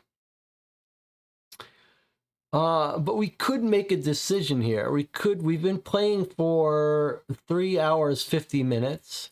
If we wanted to, we could continue this case tomorrow, or we could continue it after the break. So that's the question I have for you. Martinez is here. We can't continue it tomorrow at 1 p.m. because we've got our other scheduled thing at 1 p.m. I guess one question is, how much longer do we think the case is? Do we want to keep going and finish it now? So far, it's a great case. So the only question is whether we want to split it up into 2 parts or not. Any thoughts? We've lost Anna. We lost Jonathan. Should we split it here and play day 2 tomorrow? If we played it tomorrow, I'm not sure the timing is going to improve for anyone, because we'd be playing it either probably like after 3 p.m. or in the evening. Or we could just keep playing it. I mean, we can't stop filming just because we lose our top detectives. So shall we keep going? Any thoughts? Let me just throw that out there. What does Martinez think? What does everyone else think? Probably, unless there's good reason we should keep going, but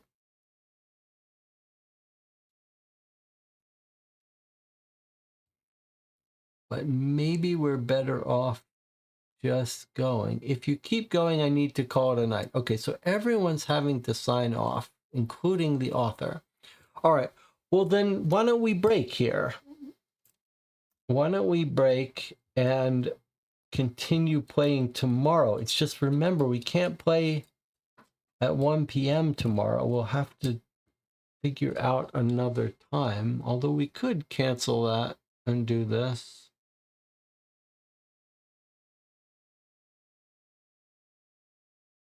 Well, I suppose we can figure it out offline. So we're going to stop here, and we finished the end of day 1, and we'll meet again tomorrow to play day 2. at a time to be determined. So keep your eye on the channel if you want to join us for part 2. If you've joined us for part 1, I really hope you will come back tomorrow for part 2 so that we can discuss it when we're done and all give Martinez any suggestions. If you're watching along, please do make some notes of suggestions or thoughts or impressions or compliments that you want to give Martinez tomorrow. Thank you for joining me. What a pleasure. Some real stuff I didn't expect here in terms of the writing, all positive. A very good first day. Very fun how we figured things out. I'm curious to see what day 2 brings. I like this little ending. I thought, like, this guy's like, okay, wrap it up, arrest the judge, arrest the other guy, we're done. And Yefremova, the writer, is like, not so fast. You're going to need more evidence. We're going to have to find Sylvia and protect her, because if we accuse the judge now, they'd start killing all these witnesses. All right. I'll see you tomorrow for part 2, day 2.